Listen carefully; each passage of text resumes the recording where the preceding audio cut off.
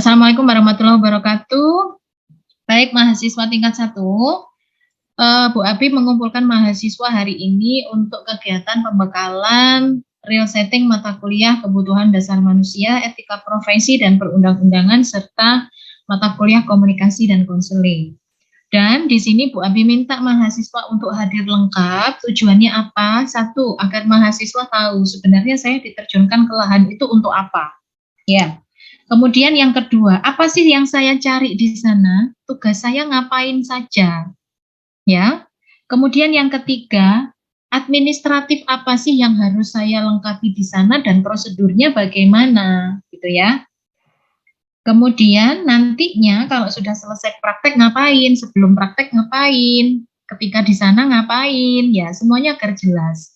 Sehingga tidak ada lagi miss antara adak dengan mahasiswa, antara mahasiswa dengan dosen pembimbing, antara mahasiswa dengan CI ruangan, dan antara poltekkes dengan rumah sakit. Ya, karena kalian kami terjunkan ke rumah sakit, itu adalah di wilayahnya orang, ya. Jadi mohon kalian juga bisa memahami apa yang ada di sana, aturan-aturan yang berlaku di sana. Gitu, ya. Paham ya mahasiswa ya? Jadi karena pentingnya kegiatan pada siang hari ini, pada pagi hari ini, mohon dengan sangat mahasiswa bisa mengikuti dengan baik, dan mohon bisa ditanyakan apabila ada hal-hal yang masih belum kalian pahami, silakan ditanyakan ya. Bu Abi terbuka ya. Kalau misalkan kalian ada hal-hal yang masih ganjel, kemudian kalian persepsikan sendiri, nanti takutnya malah salah dengan apa yang kita maksudkan. Gitu ya mahasiswa ya. Jadi kita biasakan untuk bisa komunikasi dua arah ya, menyampaikan apa yang kalian tidak diketahui dan menyampaikan apa yang seharusnya kalian lakukan melalui bentuk kegiatan seperti ini. Bisa dipahami seluruh mahasiswa? Tinggi bisa Ibu. Tinggi bisa. Oke, baik Bu Abi mulai ya. Jadi nanti mulai tanggal 11 ya, 3 minggu ke depan, mulai hari Senin sampai dengan tanggal 30 April, tanggal 30 April itu adalah hari Sabtu ya, mahasiswa akan praktek real setting mata kuliah kebutuhan dasar manusia, mata kuliah etika profesi, dan mata kuliah komunikasi dan konseling di rumah sakit. Kenapa kok kalian itu dipraktekkan di rumah sakit? Ya, itu adalah terkait dengan standar profesi bidan. Kalian nanti lulus kan mau jadi bidan toh, ya kan? Jadi kalau mau jadi bidan itu harus menguasai 7 area kompetensi ini. 7 area kompetensi bidan itu apa? Nanti kalian bisa melihat, saya rasa ini sudah ada di mata kuliah konsep kebidanan. Jadi ada Kepmenkes nomor HK0117/Menkes/320/220. Di sini ada 7 area kompetensi bidan. Yang pertama adalah etik legal dan keselamatan klien. Yang kedua komunikasi efektif. Yang ketiga pengembangan diri dan profesionalisme. Yang keempat landasan ilmiah. Keterampilan klinis dalam praktik kebidanan, promosi kesehatan, dan manajemen kepemimpinan. Dan untuk mewujudkan 7 area kompetensi ini, maka pada pendidikan kebidanan baik itu D3, D4 atau sarjana terapan serta profesi dibutuhkan ada mata kuliah praktek klinik dan kegiatan real setting di lahan praktek. Kalau kalian sekarang adalah real setting kebutuhan dasar manusia, maka kalian di sini akan belajar untuk bisa memenuhi area kompetensi yang nomor 5, yaitu terkait dengan keterampilan klinis dalam praktik kebidanan, kemudian etik legal dan keselamatan klien, ya, area kompetensi nomor 1, dan area kompetensi nomor 2, yaitu bagaimana kalian mempraktikkan bagaimana cara berkomunikasi yang efektif, baik kepada pasien, kepada CI, kepada dosen pembimbing, dan kepada teman-teman kalian. Oke. Jadi tujuan umum real setting itu adalah setelah mengikuti pembelajaran praktikum atau real setting, mahasiswa diharapkan mampu untuk mengaplikasikan mata kuliah KDM, etika profesi, serta komunikasi dan konseling pada praktek secara langsung. Jadi perlu diketahui oleh mahasiswa. Kalian mata kuliah, setiap mata kuliah itu ada SKS. Ingat enggak? Untuk KDM ini ada berapa SKS, Rek? PJMK pasti hafal, ada 6 SKS ya. Jadi 6 SKS itu terdiri dari 4 atau berapa? 4 ya, 4 SKS teori dan 2 SKS praktikum. Jadi praktikum itu ada yang dilakukan di laboratorium dan ada yang dilakukan di tatanan nyata atau di lahan praktek. Sehingga SKS praktikum yang dilakukan di tatanan nyata inilah yang disebut dengan real setting. Paham ya? Dan nanti kalau kalian setelah praktek, kalian kan dapat nilai. Dari si A dapat nilai, dari dosen dapat nilai. Nilai itu akan dimasukkan ke dalam nilai mata kuliah. Jadi nanti kalian akan mendapatkan mendapatkan nilai mata kuliah KDM, nilai mata kuliah etika profesi, dan nilai mata kuliah komunikasi dan konseling. Dari mana? Ya dari nilai UTS UAS, penugasan, kemudian dari nilai lab skill, sama nilai real setting di rumah sakit ini. Gitu ya, Rek ya. Oke. Kemudian di sini sasarannya seluruh mahasiswa tingkat 1 semester 2 sejumlah 44 mahasiswa. Harapannya 44 mahasiswa ini dalam keadaan sehat. Kemudian waktunya adalah sebanyak 3 minggu mulai tanggal 11 April sampai dengan tanggal 30 April 2022. Dan ini rezeki kalian ya, rezeki kalian praktek pertama kali di rumah sakit, juga pada bulan puasa ya, dekat dengan hari libur, itu sungguh rezeki buat kalian ya. Jadi kalian memang harus ekstra di dalam nanti melakukan adaptasi, juga harus dengan kegiatan praktek itu melatih kalian sabar, melatih kalian ikhlas ya, dan yang penting mahasiswa tetap menjaga kesehatan masing-masing ya. Kemudian untuk latar belakang mahasiswa ini adalah mahasiswa lulusan SMA atau sederajat dan telah melaksanakan lab skill KDM oleh tim mata kuliah KDM. Sekarang Bu Abi tanya, seluruh mahasiswa apakah sudah selesai melakukan lab skill KDM untuk semua prasat dan semua dosen? Silakan dikomunikasikan dengan Bu Abi. Mungkin ada yang belum? Oke, silakan. Sudah semua Ibu untuk lab skill dari semua topik yang terdapat di KDM. Sudah selesai semua ya? Oke, sudah selesai semua. Oke, apakah mahasiswa sudah bisa? Kurang dijawab. Jawaban, sudah bisa? Sudah bisa caranya nyuntik? IM? Jawaban Torek? Sudah bisa Ibu. Ya, sudah bisa tapi agak berdek sedikit mungkin seperti itu. Masih agak berdek ya. Takut. Masih ada rasa takut. Kemudian sudah belajar pasang infus? Sudah Ibu. Sudah bisa? Kira-kira nanti kalau dicolokkan di lahan langsung infus pasien, berani enggak? Berani Ibu, tapi sama seperti tadi masih agak ragu. Masih agak ragu, masih butuh pendampingan. Ya, gitu ya. Tapi kalau seandainya kamu melaksanakan dengan didampingi oleh orang lain yang kompeten, kira-kira berani enggak? Berani. Berani ya. Percaya diri? Udah pede? Biasanya kalau berani itu diimbangi dengan percaya diri. Ya, oke. Tapi yang jelas kalian sudah selesai semua ya untuk semua kompetensi, demo kelas sudah, lab skill mandiri juga sudah ya. Kemudian lab skill bersama dosen juga sudah. Betul ya? Halo, oke, pintar. Baik, kalau sudah berarti bisa Bu Abi lanjutkan. Nah, jadi kalian harus tahu nanti ketika di lahan praktek itu kalian ngapain gitu ya. Jadi harapannya dari kegiatan real setting ini, kompetensi yang bisa dicapai di lahan praktek itu adalah sesuai dengan target kompetensi mahasiswa yang akan dilaksanakan yang akan dilaksanakan selama proses kalian kuliah di sarjana terapan. Bu Abi kirimkan melalui kolom chat ya. Sebentar. untuk target kalian. Oke, Bu Abi kirimkan ke kolom chat dan nanti bisa kita lihat bersama-sama ya.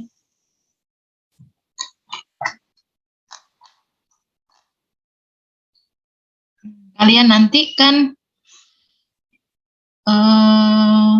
stop dulu.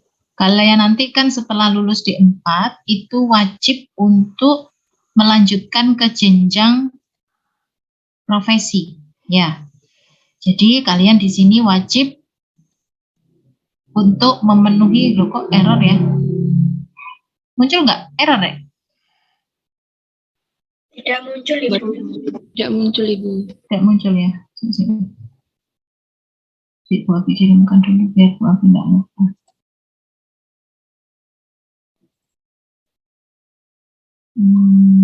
Sabar ya. Kalian udah kuliah jam berapa? Jam 1, Ibu. Jam 1 kan? Oke. Kalau untuk pembekalan itu nggak cukup kalau cuma 1 jam. Makanya Bu Abi minta waktu agak lebar. Kok error ya? Oh, nanti Bu Abi kirimkan ke WA aja ya. Kok error semua ini? Bu Abi kirimkan 2 kali. Bu Abi tayangkan aja ya. Oke. Iya, Ibu. Oke, sebelum kita masuk ke tadi itu, mari kita lihat bersama. Apa saja sih sebenarnya target kompetensi kalian sampai dengan akhir program. Jadi kalian kuliah di D4 ini kan 4 tahun ya, Rek. 4 tahun, Bu Abi bilang sarjana terapan loh ya, D4 loh ya, 4 tahun. Jadi selama 4 tahun pendidikan, itu mahasiswa wajib memenuhi seluruh target kompetensi mahasiswa yang sudah dipersyaratkan oleh jurusan kebidanan. Kenapa? Karena kalian ini adalah kuliah di vokasi. Kalau kuliah di vokasi artinya apa? Keterampilan yang mahasiswa miliki itu harus lebih tinggi ya dibandingkan dengan teori. Artinya gini, 60% ya, 60% itu praktek, 40% itu teori. Jadi perkuliahan itu paling banyak itu memang dari segi prakteknya. Ya, dan praktek itu bukti dari kalian sudah melakukan kegiatan praktek itu adalah dari pemenuhan target kompetensi ini. Ya, yang target kompetensi ini bisa dipenuhi dari kegiatan apa saja? Bisa dipenuhi dari kegiatan real setting, bisa dipenuhi dari kegiatan praktek klinik, bisa dipenuhi pada kegiatan magang ekstra di PMP, dan lain sebagainya, dan terjun di komunitas juga bisa dimasukkan di sini. Jadi nanti kalian kegiatan real setting di rumah sakit 3 minggu ke depan itu bisa dimasukkan di dalam daftar target kompetensi yang sudah dipersyaratkan. Ini Bu Abi jelaskan. Jadi target kompetensi mahasiswa di tingkat sarjana terapan itu ada beberapa subkompetensi. Subkompetensi yang pertama adalah keterampilan dasar kebidanan, yang kedua adalah asuhan kebidanan kehamilan, yang ketiga adalah asuhan kebidanan persalinan, yang keempat adalah asuhan kebidanan nifas dan menyusui, kemudian yang kelima adalah neonatus ya, di sini neonatus, asuhan bayi, balita dan anak prasekolah, kemudian asuhan kebidanan kasus ginekologi, asuhan kebidanan kesehatan reproduksi dan KB, kemudian asuhan kebidanan komunitas, asuhan kegawat daruratan, maternal neonatal. Ya, ada berapa subkompetensi tadi itu. Nah, jadi keseluruhan subkompetensi ini diselesaikan dalam waktu 4 tahun ketika kalian menempuh program sarjana terapan. Bagaimana Bu kalau nanti saya lanjut profesi karena saya wajib melanjutkan ke profesi? Ada, di sini ada target minimal profesi. Jadi untuk yang ini adalah target minimal STM, yang sebelah kanannya adalah target minimal profesi. Tapi ini nanti ketika kalian sudah profesi ini ditutup dulu ya untuk yang profesi. Nah, sekarang bagaimana?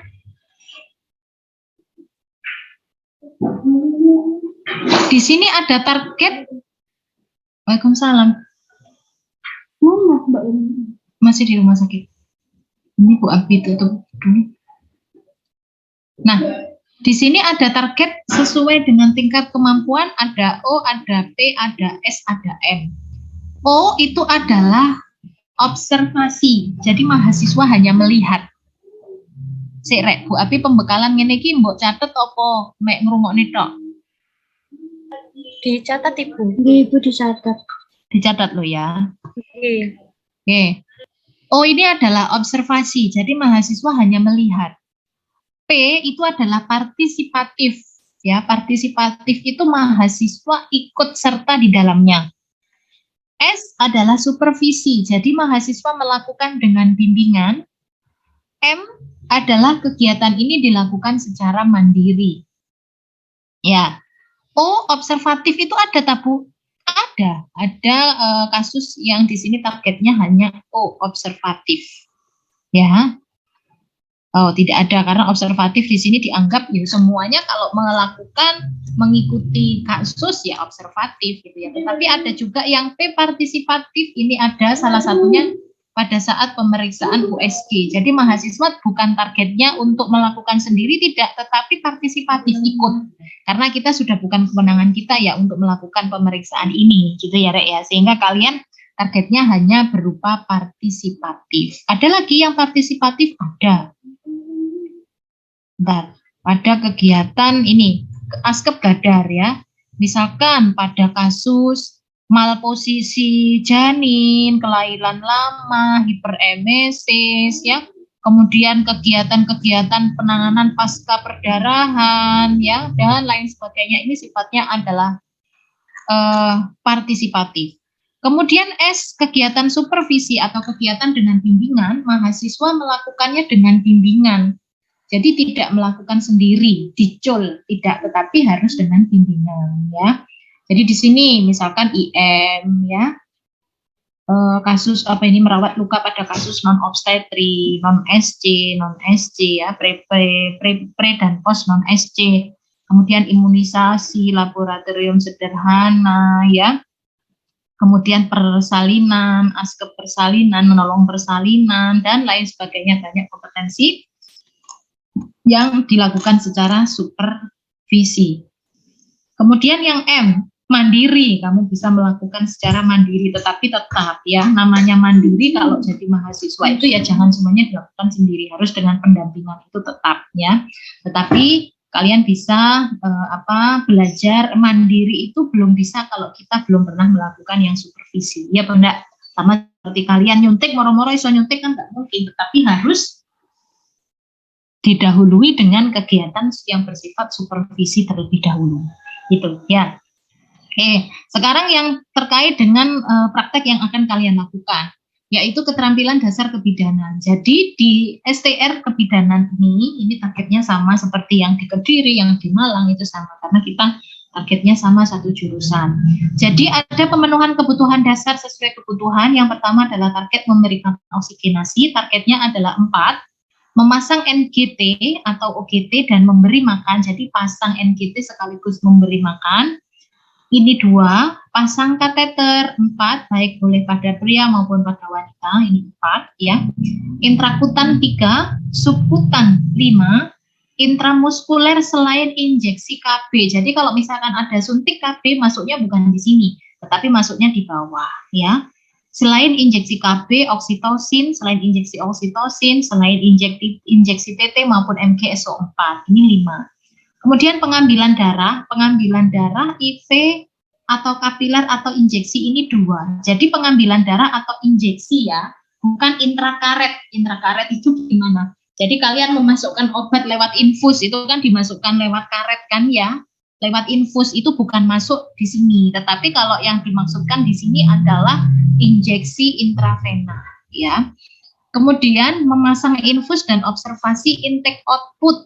Ini pasang infus dan observasi cairan ya, itu 5. Prosedur pemberian transfusi darah 2. Perawatan luka itu 3, pada kasus non obstetri ya, itu 3. Kemudian memberi obat supositoria bisa secara vaginal maupun rektal itu 3. Kemudian prosedur pencegahan infeksi meliputi pelaksanaan pemrosesan alat mulai dari menyiapkan larutan klorin di sini ya, menggunakan APD, pemrosesan alat bekas pakai sampai dengan sterilisasi atau desinfeksi tingkat tinggi, ini 5 targetnya. perawatan pasien preoperasi non-SC, non-seksio sesaria 1, perawatan pasien post-operasi non-SC 1, setting alat dalam pelayanan kebidanan ini 4. Misalkan nanti kalian disuruh menyiapkan peralatan untuk rawat luka atau peralatan untuk melakukan kuretase, tapi bukan di tingkat ini ya, itu 4. Dan gini Rek, untuk target KDPK tadi sekali lagi Bu Abi sampaikan ya, target kompetensi yang tadi Bu Abi jelaskan dari A sampai Z, subkompetensi keterampilan dasar kebidanan sampai dengan target askep gadar tadi ya, ini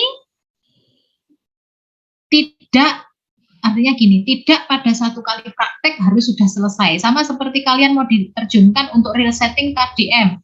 Tidak semua ini harus selesai, tidak ya. Tetapi bisa dilanjutkan dengan praktek selanjutnya. Tetapi menurut Abi, karena kalian sekarang dipraktekkan di ruangan-ruangan yang khusus untuk pelaksanaan ini yang sifatnya ruangannya adalah umum, sehingga pencapaian target-target ini lebih mudah. Kalau menurut Bu Abi, selagi bisa dilakukan, selagi bisa diselesaikan sekarang, kenapa harus menunggu nanti? Karena untuk tingkat-tingkat yang lebih tinggi masih banyak target-target yang harus kalian lengkapi selain KDM. Jadi kalau ini sudah lebih banyak yang kamu selesaikan di sini, besok semester-semester selanjutnya tinggal menambahkan saja untuk target KDM-nya, untuk menambahkan yang kurang-kurang. Jadi seperti itu. Kemudian untuk targetnya di sini ada bukti fisik yang harus dilakukan ya. Bukti fisiknya apa? Kamu di sini bilang, Bu, saya sudah memberikan oksigenasi, Bu. Saya praktek di IGD, tiap hari ada orang sesek. Saya ngasih oksigen. Mana buktinya? Buktinya adalah ini, kalian menuliskan logbook. Bisa dilampiri dengan checklist ya, dilampiri dengan checklist kegiatan, checklist tindakan ya. Jadi seperti ini, logbook dilampiri dengan checklist tindakan. Nanti akan Bu Abi jelaskan seperti apa itu logbook dan dilengkapi dengan checklist tindakan.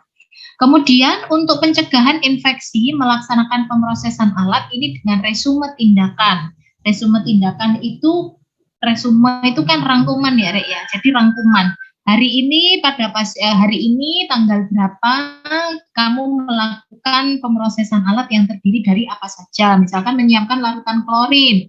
Menyiapkan larutan klorin itu bagaimana caranya, rumusnya bagaimana. Kemudian menggunakan APD apa saja yang kamu gunakan. Kemudian pemrosesan alat yang kamu lakukan itu apa saja. Itu berupa resume tindakan ya. Kemudian yang ini bukti yang terakhir adalah setting alat dalam pelayanan kebidanan. Ini ada resume persiapan alat dengan 2 tindakan yang berbeda, boleh, atau 4 tindakan yang berbeda juga boleh, tidak masalah ya. Jadi seperti itu. Dan untuk target ini setelah kalian menulis wajib dikonsultasikan dengan CI yang mendampingi kalian dan dengan dosen pembimbing masing-masing. Seperti itu. Ini terkait dengan target. Sampai sini ada yang ditanyakan? Sebelum Bu Abi lanjut ke pembekalan. Permisi Ibu, izin bertanya. Ya, silakan. Begini Bu, untuk prosedur pemberian transfusi darah ini di dalam KDM kemarin tidak dicontohkan nggih Bu, hanya pemasangan infus saja. Jadi prosedur pemberian infus darah ini tidak, kemudian untuk yang intervena ini juga tidak Ibu, langsung pemberian infus, kemudian injeksi seperti SC, IC, seperti itu dan lain-lain. Ini juga belum ya? Oke, terima kasih Eva.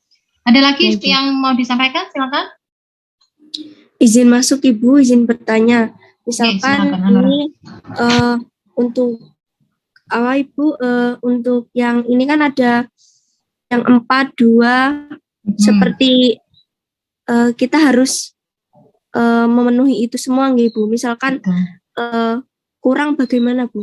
Apakah kita harus praktek mandiri atau menggantikannya di lain hari sendiri atau bagaimana Ibu? Oke, baik, terima kasih Anura. Baik, pertanyaan yang pernyataan dari Eva tadi akan buat ditanggapi ya. Yang pertama terkait dengan prosedur pemberian transfusi darah dan pengambilan darah yang belum diajarkan ya. Tapi kalian sudah diajarkan teorinya belum bahwa pemberian transfusi darah itu bagaimana? Nanti kalau kalian sudah bisa pasang infus, nanti untuk pemberian transfusi darah itu caranya seperti ini, sudah disampaikan seperti itu? Belum Ibu. Belum ya? Belum. Oke. Oke, baik. Jadi ini Bu Abi sampaikan Bu Abi sampaikan secara umum saja ya untuk kegiatan transfusi darah ini ya. Nanti ini yang bagian infus siapa dosennya? Pak Tris, betul? Pak Tris Ibu. Ini Pak. Nanti akan Bu Abi sampaikan kepada Pak Tris biar ditambahkan begini ya. Oke, jadi gini Rek, pada prosedur pemberian darah dan saya rasa ini tidak pada pemberian darah saja ya. Jadi kalian harus pastikan bahwa pasien yang akan mendapatkan transfusi darah itu adalah pasien yang benar. Kalian kan sudah diajarkan toh, ada berapa tepat itu dalam pemberian obat, ada berapa tepat? Ingat nggak? Tepat pasien. Terus apa? Rek, kok gak muni belas, Rek? Halo? Tepat pemberian obat itu loh, Poe. Halo? Ada 5 Ibu. Ya, Puan. Injeksi SC, IC, IF, IM. Itulah prosedur pemberian obat. Sekarang Bu Abi tanya, sebelum kamu memberikan obat, itu kamu kan mengenal berapa tepat itu? Tepat obat, tepat pasien, tepat cara, tepat dosis. Apalagi? Ayo, Rek. Rek. Loh kok gak muni, masuk gak diajari karo di sini? Halo? Ngomong. Bu Abi di sini memastikan kamu sudah dikasih semua loh. Halo? Halo? Muncul nggak share screen-nya Bu Abi? Enggak ya? Ini muncul Ibu. Apa yang ada di situ? Udah berganti? Belum Ibu. Belum. Ayo, dicatat pemberian obat, baik itu secara SC, secara IM, secara oral, secara IV, atau apapun, itu yang pertama harus tepat pasien. Tak jadi ini direkam, Rek, sungguh awakmu menang-menang, orang menang buat bikin mendengarkan. Jadi pembekalan mulai dari awal sampai akhir itu terekam jelas apa sing diomongno Bu Abi. Yang pertama adalah tepat pasien. Tepat pasien itu apa? Kamu sebelum memberikan obat ke pasien itu kudu bener. Pasien yang akan kamu berikan obat itu bener pasien itu kan. Jangan-jangan di rumah sakit itu, di ruangan itu ada yang namanya CT, sama-sama CT. Yang satu CT tempat tidurnya ada di sebelah utara. Yang satunya yang sebelah selatan juga CT. Itu kamu harus pastikan dengan cara apa? Dilihat lagi, obat itu harus diberikan kepada Siti dengan alamat mana. Tanyakan, Bu, betul namanya Siti sebelum diberikan obat, sebelum injeksi, sebelum dikasih apapun sudah yang kamu lakukan. Itu namanya pemberian obat kan? Bu, betul ini namanya Siti? Iya Mbak Siti. Kamu harus perjelas, Siti siapa? Siti Aminah? Siti Rukayah? Atau Siti siapa? Betul ini namanya Siti Aminah. Oh iya benar. Siti Aminah yang rumahnya Patrang, Jalan Srikoyo Gang 5 misalkan. Itu harus jelas. Itu kamu harus pastikan tepat pasien. Kamu bisa bayangkan kalau misalkan pasien itu mau diberikan suntik antibiotik ya kepada pasien yang namanya Siti Aminah Jalan Srikoyo Gang 5. Ternyata di ruangan itu juga ada yang namanya Siti Aminah, rumahnya Banjarsengon, sama-sama Patrang, tapi Banjarsengon. Sedangkan si Siti Aminah yang rumahnya Banjarsengon itu dia ada alergi pemberian antibiotik. Yang salah siapa kalau terjadi sesuatu pada Siti Aminah yang rumahnya Banjarsengon tadi? Kamu yang memberikan obat. Ya, itu namanya tepat pasien. Harus harus dipastikan sebelum kamu memberikan obat, sebelum kamu memberikan transfusi darah, pastikan betulkah yang akan saya berikan obat itu adalah pasien dengan nama ini, alamat ini, identitasnya ini. Itu kamu tanyakan lagi ke pasien. Ya, paham ya? Harus hati-hati di dalam pemberian obat. Ngerti, Rek? Dulu pernah terjadi mahasiswa kita, tapi Bu Abi lupa tahun berapa itu ya. Ada yang salah memberikan transfusi. Bisa dibayangkan, salah memberikan transfusi. Akhirnya apa yang didapatkan? Dia mendapatkan istilahnya itu skorsing dari rumah sakit untuk tidak bisa melanjutkan praktek. Kemudian pendidikan juga mendapatkan skors dari rumah sakit, tidak bisa memasukkan mahasiswa ke rumah sakit tersebut. Ya, dan mahasiswa tentunya ada sanksi dari rumah sakit yang harus dia lakukan, yang harus dia jalani. Karena sudah membahayakan nyawa pasien. Paham? Jadi harus hati-hati. Itu yang pertama, tepat pasien. Yang kedua, tepat obat. Betulkah pasien namanya Siti Aminah yang alamatnya Jalan Srikoyo Gang Delima tadi mendapatkan suntikan? Misalkan suntikannya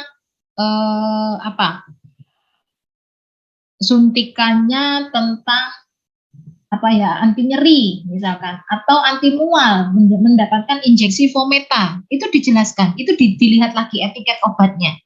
Sebelum kamu memberikan obat, lihatan lagi etiket obatnya. Oh bener ta iki obat iki sing arepe tak suntikno. Di tulisannya resep dokternya gimana? Di perintahnya dokternya gimana? Itu dipastikan, jangan sampai kamu memberikan obat pada pasien yang salah. Akibatnya bisa fatal, mengancam jiwa pasien. Kalau sudah hubungannya dengan mengancam jiwa pasien, ya pasti sanksinya juga tidak mudah. Ya, kamu sering dengar tentunya kan di media sosial atau di mana sanksinya juga besar ya. Apalagi ada tuntutan dari keluarga. Kemudian yang ketiga, benar dosisnya, tepat dosisnya. Lek wis obatnya bener, jenis obatnya betul, dosis pemberiannya berapa? Kamu sudah diajari cara ngitung dosis? Halo? Hai? Rek? Bu Abi sendirian? Halo?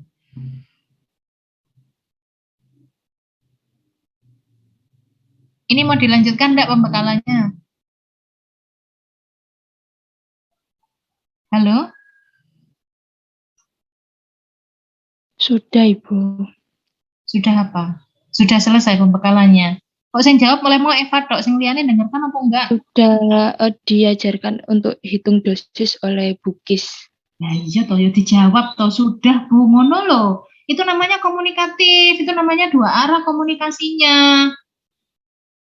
Kalau memang belum, Bu Abi akan sampaikan ke tim KDM, gitu loh, karena ini penting untuk penghitungan dosis ini. Kalau kalian belum diajari, kan gak mungkin kalian bisa diterjunkan ke rumah sakit. Dijawab toh, kalau sudah, kalau belum, gitu loh. Wes, itu tepat dosis ya. Jadi harus dipastikan dosis yang diberikan kepada pasien itu sekian miligram. Penghitungannya bagaimana? Belajar lagi teorinya dari Bukis. Ya, atau belajar dari sumber-sumber yang lain sangat boleh. Kemudian yang keempat ada tepat waktu pemberian. Harusnya obat itu diberikan jam berapa? Ya. Tepat cara, mau diberikan IM, SC, IC, atau bagaimana obat itu diberikan. Ya, jangan sampai obat yang harusnya diberikan secara IM, kamu suntikan SC. Atau kamu suntikan IV misalkan. Kemudian tepat obat juga, jadi dilihat apakah obat yang kamu suntikan itu kadaluarsa atau enggak. Itu namanya tepat 6 tepat pada pemberian obat. Ya. Oke, kita kembali lagi. Untuk prosedur pemberian transfusi darah juga sama. Jadi harus melampaui 6 tepat tadi sebelum kamu memberikan transfusi. Jadi tepat pasien, tepat obat, dalam hal ini adalah tepat darah yang diberikan ya. Jadi transfusi darah itu jangan kamu bayangkan transfusi darah itu semua yang diberikan itu merah. Ya, darah itu warnanya apa rek? Merah toh? Merah itu macam-macam. Ada yang red blood cell, ada yang bukan. Ya, jadi ada yang sel darah merah yang dimasukkan, ada yang albuminnya, ada yang plasma darahnya yang dikasihkan. Nah, itu kamu harus diperhatikan benar-benar. Ya, yang ada di les pasiennya bagaimana, minta pendampingan biar tidak salah. Ya, itu seperti itu. Kemudian, selain itu yang perlu kamu perhatikan, selain nanti cara pemberian transfusi darah, cara pemberian transfusi darah itu tidak moro-moro langsung menginfuskan, memasang apukat, kemudian darah yang kita masukkan tidak, tetapi pasien harus sudah mendapatkan cairan infus terlebih dahulu, sehingga transfusi darah itu kita nanti tinggal mengganti cairan dengan darah, ya. Dan pelaksanaannya harus kita observasi, bagaimana reaksi pasien setelah diberikan transfusi darah. Apakah pasien merasa sesak? Apakah pasien menggigil? Apakah pasien merasa panas? Dan reaksi apapun yang ditimbulkan dari proses transfusi darah itu harus dilaporkan. Jangan sok tahu. Misalkan gini, Bu, saya Mbak, saya kok Mbak ndredeg ya Mbak. Saya kok menggigil ya Mbak setelah darah masuk. Oh, enggak apa-apa Bu, wajar karena suhunya dingin. Jangan seperti itu. Tetapi apa yang kamu dapatkan, reaksi apapun dari pasien setelah prosedur pemberian darah, itu harus segera kamu laporkan kepada mbak-mbaknya yang ada di ruangan. Bisa dipahami dari situ ya? Halo? Iya, bisa Ibu. Oke, itu prosedur pemberian darah. Kemudian untuk pengambilan darah IV, ini mungkin tidak sebentar. Berarti ini untuk pengambilan darah atau IV itu tidak dilakukan kemarin. Ngambil darah temennya belum dilakukan berarti ya? Belum Ibu. Belum ya. Tapi kalau kamu misalkan mencari vena udah bisa belum? Sudah Ibu. Sudah ya. Nah, biasanya untuk pengambilan darah per IV itu dilakukan pada vena yang ada di brachial biasanya ya. Atau di sini, atau di vena yang ada di bagian siku sebelah dalam, Rek. Lebih mudahnya. Ya, di situ kan venanya besar-besar, biasanya diambilkan dari situ. Ya, itu pengambilan darah secara IV. Secara vena. Nah, kemudian terkait dengan pertanyaan Anora tadi, Bu, di sini kan sudah ada targetnya, ada 4, 2, 3, 5, 5. Ternyata, Bu, di sana itu kita nggak bisa melengkapi. Setelah kita praktek real setting, ternyata kok masih kurang, itu gimana, gitu ya. Yang kamu, misalkan belum selesai, itu bisa dilanjutkan pada praktek-praktek selanjutnya. Atau boleh kamu lanjutkan ketika kamu melakukan magang mandiri di PMB. Misalkan saya tadi yang belum selesai, Bu, saya nggak nulis laporannya, misalkan. Itu pelaksanaan pemrosesan alat. Apakah ini harus dilakukan di rumah sakit? Boleh di mana saja. Ya, misalkan pada saat kamu praktek di puskesmas, kamu kan juga melakukan pemrosesan alat. Dimanapun kamu melakukan tindakan itu kan ya mesti kok ada pemrosesan alat, gitu loh, Rek. Jadi nggak harus dilakukan semuanya pada periode ini. Tetapi kalau misalkan bisa, yaitu tadi seperti pesan Bu Abi, lakukan sekarang karena sekarang tanggunganmu masih belum banyak sehingga kamu punya kesempatan lebih luas untuk bisa menulis target-target ini. Gitu ya. Paham ya sampai sini untuk target kompetensi? Iya Ibu, terima kasih atas penjelasannya Ibu. Oke, baik. Bisa Bu Abi lanjutkan atau masih ada pertanyaan terkait dengan target kompetensi?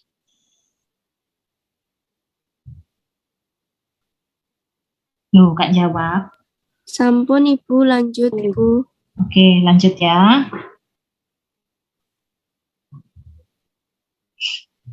Sekarang Bu Abi akan nge-share lagi materi dari pembekalan tadi. Masih tetap stay tune ya. Oke, Ibu. Oke, pastikan kamu mendengarkan dengan baik apa yang Bu Abi sampaikan. Yes.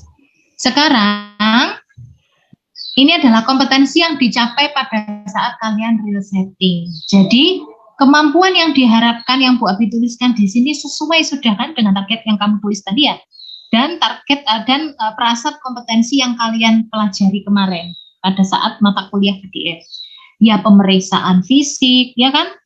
Ya tanda-tanda vital, ya melakukan pemeriksaan antropometri, memandikan pasien, oksigenasi, pemasangan sonde, pemberian makanan melalui sonde, pasang kateter, perawatan luka, pemberian obat ICS, CIM, IV, ya pemasangan infus, transfusi darah, melakukan perawatan luka non obstetri bisa berupa melakukan angkat jahitan, pengaturan posisi pasien, penanganan pada alat dan perawatan pre serta post op pre dan post op non SC ya. Kemudian untuk mata kuliah yang kedua adalah mata kuliah etika profesi dan perundang-undangan. Untuk mata kuliah etika profesi dan perundang-undangan ini yang dilakukan apa? Yang pertama, kamu melakukan observasi langsung terhadap kasus di wahana praktek yang berhubungan dengan etik, moral, dan hukum dalam praktek kebidanan. Menganalisa situasi, kemudian melakukan identifikasi aspek etik, membedakan posisi pribadi dan moral profesi, menggali, membuat keputusan, serta mengidentifikasi jenis antisipasi, langkah, dan evaluasi tindakan. Untuk komunikasi konseling, tentu saja harapannya mahasiswa diterjunkan di lahan praktek, langsung ketemu dengan pasien, kamu bisa melakukan konseling kepada pasien, bisa melakukan komunikasi terapeutik kepada pasien, mampu melakukan komunikasi efektif kepada teman sejawat dan profesi lainnya. Ayo, belajar yang nomor 3, belajar melakukan komunikasi efektif. Kalau ada orang lain tanya, kalau tahu, tahu. Kalau tidak tahu, bilang tidak tahu. Kalau sudah, bilang sudah. Kalau belum, bilang belum.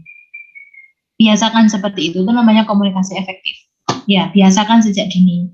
Oke, itu namanya kompetensi-kompetensi yang bisa kalian capai pada saat pelaksanaan real setting nanti.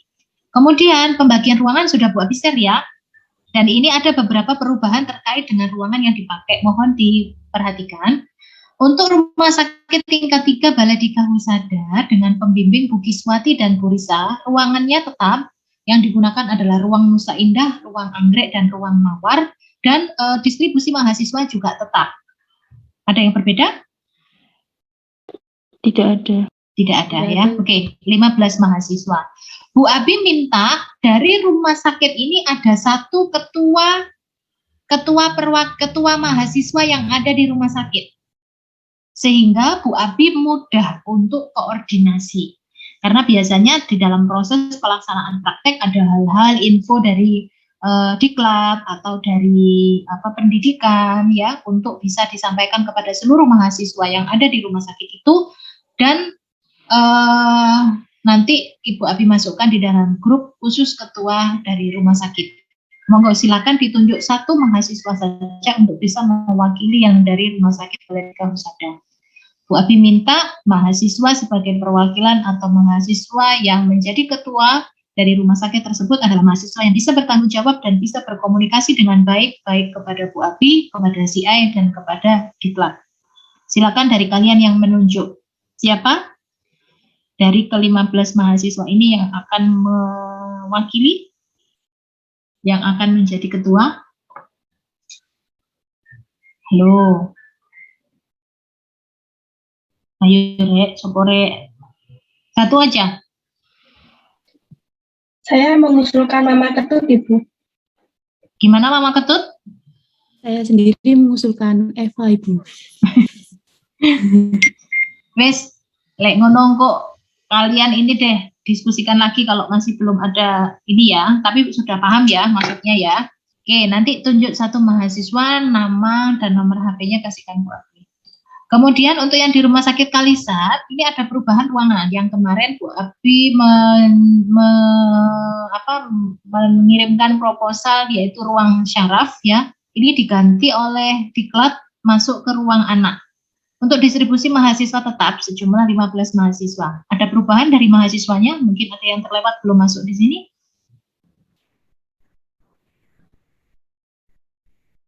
Ada perubahan?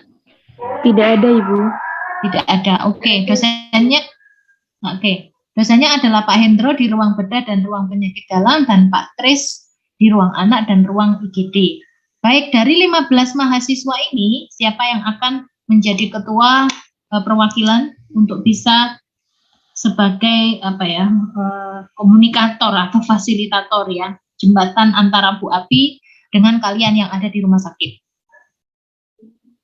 Pilih satu.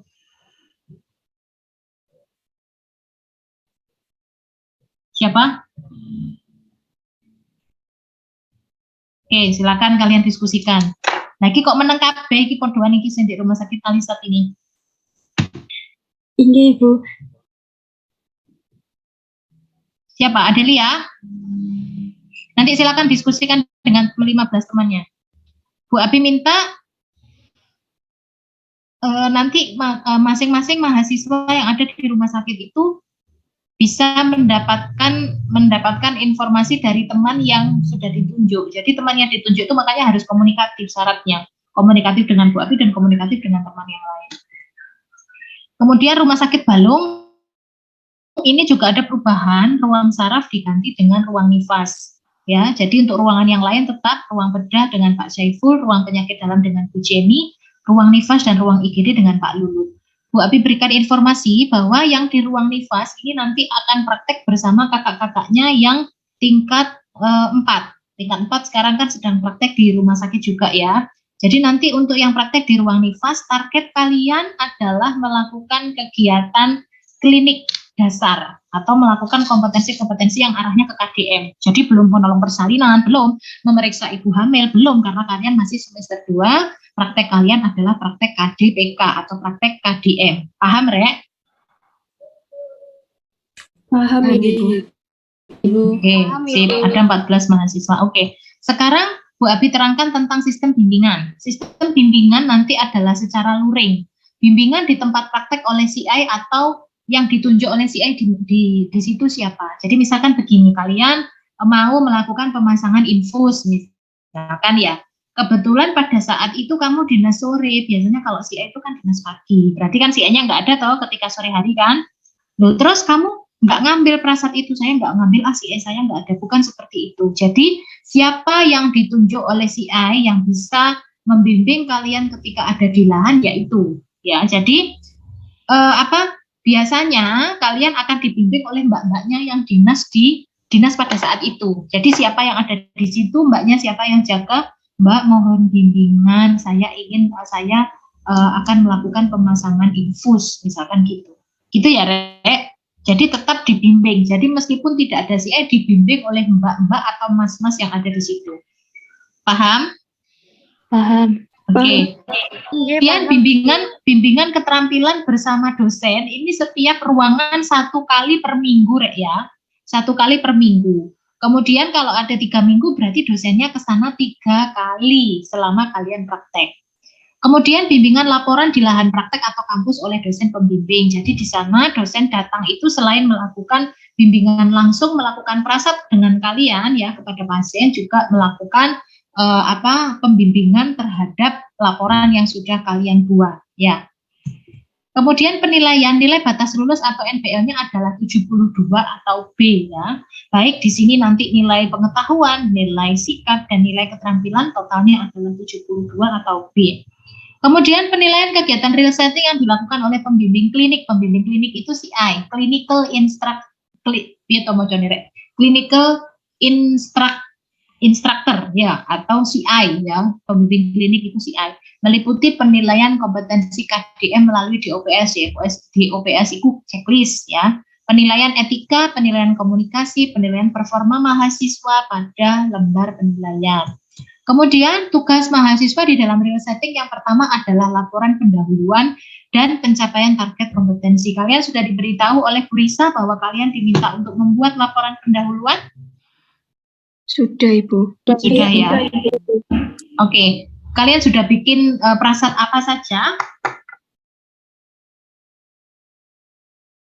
Untuk LP-nya itu dibagi per kelompok, Ibu. Dibagi per kelompok LP-nya. Nggih, jadi nanti misal kelompok 1 mengerjakan yang bagian pemandian bayi dewasa, pemandian bayi dan orang dewasa. Satunya itu yang bagian prasat lainnya seperti itu Ibu bagiannya. Ada berapa kelompok? Mungkin Eva bisa menjawab. Jawab Eva. 11 kelompok Ibu, sesuai Untuk- dengan topik KDM. Oh iya, berarti pas ya. Topik KDM-nya ada berapa? 11. Topik KDM ada 11. Kemudian iya. sebenarnya ada 12, tapi injeksi yang seperti SC, IC, IF itu dijadikan satu Ibu, karena kan injeksi. Jadi akhirnya Oke. Berarti ada sudah ya. Oke. ada, Ibu. Baik, untuk laporan pendahuluan ini kemarin Bu Abi sampai Bu Risa sudah memberitahu pembuatnya. Yang pertama ada latar belakang ya, bab 1 ya. Bab 1 itu ada latar belakang ya. Kemudian bab 2 ada tinjauan teori. Jadi misalkan tadi pada pada prasat misalkan melakukan pemasangan infus misalkan ya. Pada pemasangan infus itu harus ada di dalam laporan pendahuluan pada bab 1 itu ada tulisannya kenapa ada pendahuluan, ada latar belakangnya kenapa kok dilakukan pemasangan infus ya. Kemudian bab 2 terkait dengan tinjauan teorinya, pemasangan infus itu dalam rangka apa sih, kebutuhan dasar manusia yang harus diberikan sehingga kita memberikan pemasangan infus itu apa. Itu teorinya dimasukkan di dalam bab 2. Kemudian cairan-cairan infus itu apa saja dan fungsinya untuk apa gitu ya. Dan semua teori yang berkaitan dengan pemasangan infus itu dimasukkan di bab 2. Kemudian pada bab 3 isinya adalah bab penata laksanaan ya, yang berisi langkah-langkah baik persiapan, baik pelaksanaan dan evaluasi tindakan. Langkah persiapan itu terdiri dari persiapan petugas, persiapan lingkungan, dan persiapan pasien. Yulia bocor Yulia. Kemudian terakhir adalah langkah pelaksanaan serta evaluasi tindakan. Kemudian diketik ya, Bu Risa menyampaikan diketik. Halo. PPT-nya diketik dan ditulis tangan Ibu. Di PPT kemarin yang sudah dikirimkan oleh Bu Risa. Iya. Kemarin Bu Risa menyampaikan dalam PPT-nya dan isinya itu bisa diketik ataupun ditulis tangan Ibu. Oke, itu diketik di F4 atau dengan huruf Arial 11 spasi 1 dicetak kiri 4 dan lainnya 3 ya, itu tambahannya. Baik, kemudian yang kedua adalah pencapaian target kompetensi. Ini buat dijelaskan satu-satu ya. Ini bersama. Laporan pendahuluan, mahasiswa membuat laporan pendahuluan terkait kompetensi KDM sebagai bahan pre-konferen. Jadi gini Rek, 11 kompetensi tadi harus dipunyai oleh semua mahasiswa ya. Halo. Oke. Semua mahasiswa harus pegang semua LP itu sebagai bahan pre-konferen. Pre-konferen itu apa? Jadi pada hari pertama praktek ya. Pada hari pertama praktek, si A itu akan mengumpulkan mahasiswa untuk melakukan pre-konferen. Apa yang dilakukan oleh si A? Kamu pasti akan ditanya ide sudah buat laporan pendahuluan apa? Kamu sampaikan. Lek ditanya itu kudunya piye rek? Menjawab Ibu. Ya, ojo mek menang tok. Kamu padha mek ditanya Ibu Abi menang ae. Ditanya orang lain terus jawab ya. Saya sudah membuat ini Bu, Pak. Ya, ditunjukkan. Nanti si A akan misalkan memilih salah satu. Ayo, siapa yang misalkan sudah buat HP ini ya. Sekarang misalkan pemasangan infus, apa yang harus dilakukan? Kenapa sih kok harus dipasang infus? Itu kamu harus tahu teorinya. Cairan kamu kenal cairan infus enggak? Iya, Pak, misalkan gitu. Cairan infus itu apa? Coba berikan contohnya. D5 itu fungsinya untuk apa? Sifatnya bagaimana? Kemudian kalau RL itu fungsinya untuk apa? Sifat cairannya bagaimana? Terus caranya masang piye? Apa yang diperlukan? Persiapan apa saja yang harus kamu lakukan sebelum pasang? Itu kamu harus tahu. Itu namanya kamu dilakukan pre-konferen, kamu digali dari segi pengetahuannya piye arek iki terhadap terhadap perasap yang akan dia lakukan, sama seperti pemasangan oksigen contohnya. Pemasangan oksigen, apa sih kok dipasang oksigen? Memangnya kebutuhan oksigenasi pada manusia itu berapa, Dek? Misalkan gitu. Terus caranya bagaimana? Itu nanti kamu akan ditanya teorinya. Perawatan luka, pakai betadine. Apa kok pakai betadine, Dek? Apa kok nggak pakai yang lain? Perawatan luka itu terdiri dari tahap apa saja? Tahap-tahap infeksi itu apa, Dek? Ya wis teorimu KDM itu, Dek. Namanya saja kamu real setting, mengaplikasikan mata kuliah. Jadi yang apa yang kamu pelajari dari mata kuliah KDM itu semuanya dicurahkan pada saat kamu melakukan real setting. Baik dari segi pengetahuan, dari segi teori, baik dari segi keterampilan itu diulas lagi di dalam kalian melakukan real setting. Paham ya? Jadi harapannya tidak hanya copy dan paste saja dari kelompok lain, tapi kamu juga harus belajar. Biar pada saat pre-conference kamu semakin yakin, kamu percaya diri untuk menjawab, dan akhirnya kalau kamu bisa menjawab dengan baik, si I itu lega. Mau ngasih perasaan ke kalian, itu merasa percaya. Tapi lah kamu ditanyai teori tentang pemasangan infus, teori tentang cairan, menghitung cairan orang ngerti. Si A itu ya pikir-pikir kalau mau memberikan perasaan kepada kalian. Paham ya?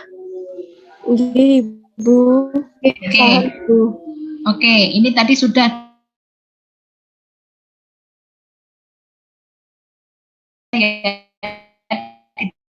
ditambah dengan yang ada di kolom CI dan dosen pembimbing. Jadi pengesahan ini nanti minta tanda tangan minta pengesahan dari CI dan dari dosen pembimbing. Tapi kalau kamu mau minta tanda tangan, ya Pak mau minta tanda tangan, Bu mau minta tanda konsul, Pak, saya mau mengkonsulkan laporan pendahuluan saya. Pak, saya mau mengkonsulkan checklist yang sudah diisi oleh CI saya. Pak, saya mau konsul perasaan yang sudah saya lakukan. Itu konsul, Ojo saya minta tanda tangan. Itu enggak etis kalau minta tanda tangan menyampaikannya ya. Itu adalah teknik komunikasi juga. Paham ya? Paham, Ibu. Oke. Sekarang pencapaian target kompetensi. Jadi, setiap mahasiswa wajib melaksanakan pemenuhan target kompetensi selama praktek. Yang tadi Bu Abi sampaikan tadi ya, terkait dengan target, semua prasat yang dilakukan di rumah sakit dapat diakui sebagai target kompetensi dan wajib direkap bersama pembimbing akademik setiap akhir semester. Nah, tadi di dalam kolom tadi kan ada waktu rekapan 2, 4, 6, 8. Itu kamu selesai setiap akhir praktek dan setiap akhir semester itu wajib melakukan rekapan. Ya, rekapannya kepada pembimbing akademik. Kalian kan sudah punya PA masing-masing kan? Ya. Jadi beliaulah tempat kalian melakukan rekapan apapun ya. Kemudian prasat yang dapat diakui sebagai target kompetensi adalah target yang sudah mendapatkan pengesahan oleh pembimbing klinik dan pembimbing institusi. Kemudian pengesahan oleh CI dilengkapi dengan stempel ruangan. Kemudian stempel itu dibubuhkan di sebelah kiri tanda tangan CI ya. Kemudian jadi untuk perasap saya sudah melakukan pemasangan infus. Checklist saya sudah dinilai sama CI saya ya. Tapi CI-nya nggak melakukan pengesahan. Kamu masih belum minta pengesahan ke CI, ya target itu nggak bisa diakui meskipun kamu sudah melakukan, gitu ya. Paham ya? Oke, selanjutnya bukti fisik target kompetensi berupa logbook dilampiri checklist penilaian keterampilan yang sudah diisi oleh pembimbing tadi ya. Kemudian identitas dalam lembar checklist penilaian harus diisi lengkap. Jadi di dalam checklist itu kan ada nama mahasiswa, tanggal pelaksanaan, nama pasien, nomor register, alamat pasien dan diagnosa pasien itu dilengkapi. Ya, dilengkapi ya. Kalau tidak lengkap ya tidak dinilai. Kemudian proses pengisian lembar penilaian keterampilan dilakukan bersamaan dengan mahasiswa melakukan tindakan. Jadi, kamu kalau melakukan tindakan misalkan ada pasien yang perlu dipasang oksigen, kamu yang melakukan ya. Bapak atau Mas, Mbak, Pak, Bu mohon pendampingan gitu ya. Jadi beliau yang melakukan pendampingan terhadap kalian itu yang nanti akan melakukan penilaian checklist. Ya. Gitu ya, Dan harapannya kamu selesai melakukan tindakan atau sebelum melakukan tindakan, buku panduanmu itu dikasihkan kepada beliaunya. Bapak mohon maaf, ini buku penilaian saya. Jadi ngumpulkannya bukan pada saat kalian sudah selesai praktek baru numpuk di mejanya si A. Bukan seperti itu, tetapi setiap kamu melakukan perasat. Paham ya, Rek? Paham Ibu. Oke. Jadi lembar penilaian keterampilan atau checklist itu boleh diisi tidak hanya si A ya, tetapi siapa yang mendampingi kalian melakukan perasat pada saat itu. Ya, oke. Kemudian lanjutan pencapaian target tadi ya, proses pengisian lembar penilaian keterampilan oleh pembimbing dilakukan bersamaan tadi sudah ya. Konsultasi kepada dosen pembimbing paling lambat 2 minggu pasca periode real setting. Jadi sudah kesepakatan semua dosen ya, bahwa target kompetensi, baik itu KDM, ANC, PNC, INC, kalau konsul lebih dari 2 minggu pasca praktek atau pasca magang atau pasca real setting, maka semua target yang dikonsulkan dinyatakan hangus. Ini sudah kesepakatan kita. Ya, jadi jangan sampai kamu udah capek-capek 3 minggu cari target di lahan, tidak segera kamu konsulkan, kemudian dihanguskan. Dihanguskanku berarti kamu dianggap belum melakukan. Gitu, ya.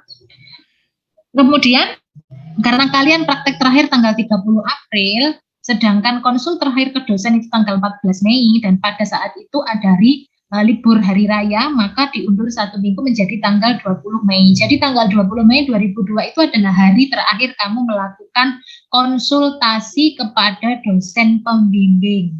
Kalau lebih dari tanggal 20 Mei, jangan marah kalau dosen itu menghanguskan target yang sudah kalian dapatkan. Misalnya, kamu sudah naruh di tanggal selesai praktek itu langsung kamu taruh. Ternyata dosennya tidak bisa, Mbak, mohon maaf, saya masih belum bisa konsuli. Kamu misalkan konsul ya kan, komunikasi kan dengan dosennya, Pak, saya mau konsul target KDM saya. Oh iya, kapan? Hari ini ya Pak, ya wes taruh di meja misalkan ya.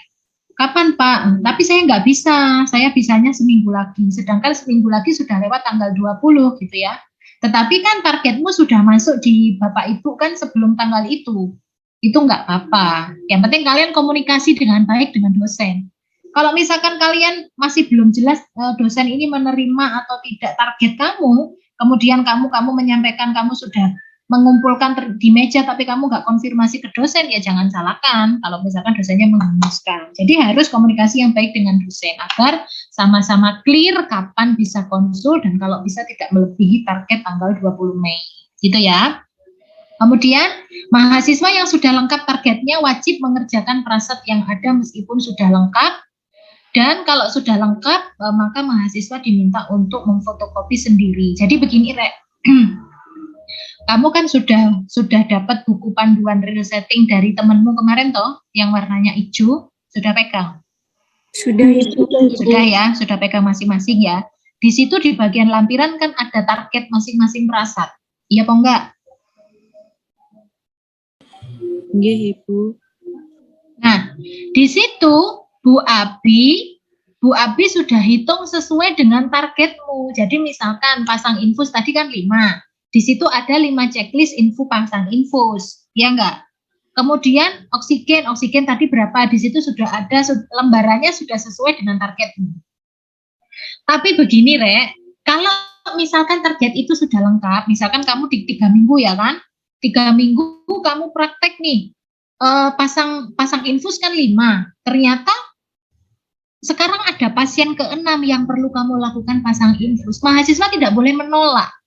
Maaf Pak, target saya sudah penuh. Saya tidak ingin mendengar seperti itu dari CI atau dari ruangan. Kamu mahasiswa, tempatmu praktek, tempatmu belajar ya sekarang. Ya, bukan nanti ketika kamu lulus kamu belajar infus lagi, tidak. Dan kalau misalkan kamu melakukan, kan di situ di buku panduan kan wis habis kan lampirannya, jadi mahasiswa sebelumnya harus fotokopi sendiri ya. Kamu kan sudah dikasih softwarenya belum sama Bu Risa?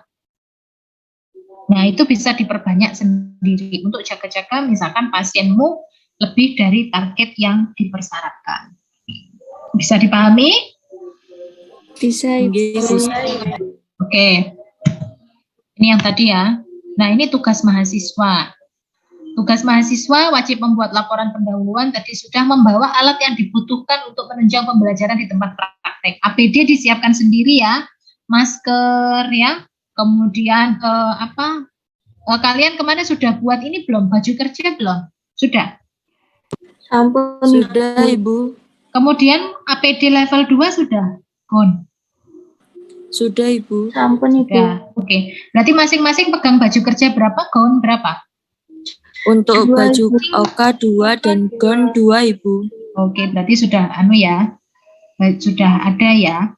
Terus ini Iya, Rek, untuk baju kerja dan gaun tolong diperhatikan karena baju yang sudah kamu pakai ke rumah sakit itu kan gupai pasien. Apa sih gupai pasien apa sih? Ya kan kamu kan berinteraksi dengan pasien itu kan bisa kena darah, kena cairan, bisa kena utah-utahannya pasien, ya apa enggak? Jangan sampai kamu masukkan di dalam tasmu dalam kondisi telanjang itu si baju. Tetapi masukkan di dalam kresek khusus ya. Kresek khusus agar tidak mencemari yang lain. Gitu loh, Rek. Kalau sudah sampai rumah bukan digantung.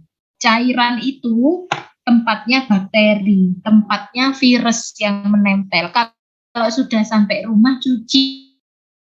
Memang baju kerja dan baju gaunmu itu ya cuci kering pakai. Sampai kos-kosan dicuci dijereng. Sampai kos-kosan dicuci dijereng. Besok dipakai lagi, ya kan? Besok ganti yang satunya, ya kan? Sampai rumah dicuci yang besoknya lagi kamu pakai yang sudah kering. Jadi seperti itu. Jangan sampai sekarang dipakai, besok dipakai lagi. Itu tempatnya kuman, tempatnya virus, apalagi dalam kondisi sekarang, kalau dikatakan aman itu ya masih belum aman, tapi dikatakan tidak aman itu ya sudah mulai membaik lah dibandingkan sebelumnya. Gitu ya, Rek. Kemudian, membuat kontrak belajar dengan kedua pembimbing berdasarkan kompetensi yang akan dicapai. Membuat kontrak belajar dengan kedua pembimbing, nanti akan Bu Abi jelaskan alurnya. Kemudian melaksanakan tindakan klinik sesuai kompetensi dengan pendampingan dari CI dan atau dosen pembimbing. Kenapa Bu Abi tuliskan dan atau dosen pembimbing? Untuk kasus yang di bedside teaching kan, maka keduanya yang akan membimbing. Dosen datang, pembimbing CI juga mendampingi. Tapi apabila hari itu dosen tidak bimbingan, tidak melakukan bedside teaching dengan kalian, maka wajib didampingi oleh CI atau pembimbing dari rumah sakit. Ya. Kemudian mencatat keterampilan yang didapatkan pada buku pencapaian target keterampilan, yaitu tadi ya, pada buku pedoman tadi ya. Jangan lupa ditandatangani oleh CI dan stempel, membuat laporan kegiatan harian atau logbook. Jadi selain mengisi checklist, di situ ada, di bagian belakang itu ada lampiran kegiatan harian dan ada logbook yang kalian isi. Kemudian ini tugas pembimbing real setting, baik dari lahan maupun dari pendidikan. Untuk poin 1, poin 2, poin 3, ini adalah tugas dari pembimbing klinik. Poin 4, membimbing mahasiswa dalam melaksanakan tindakan, ini baik dosen maupun CI.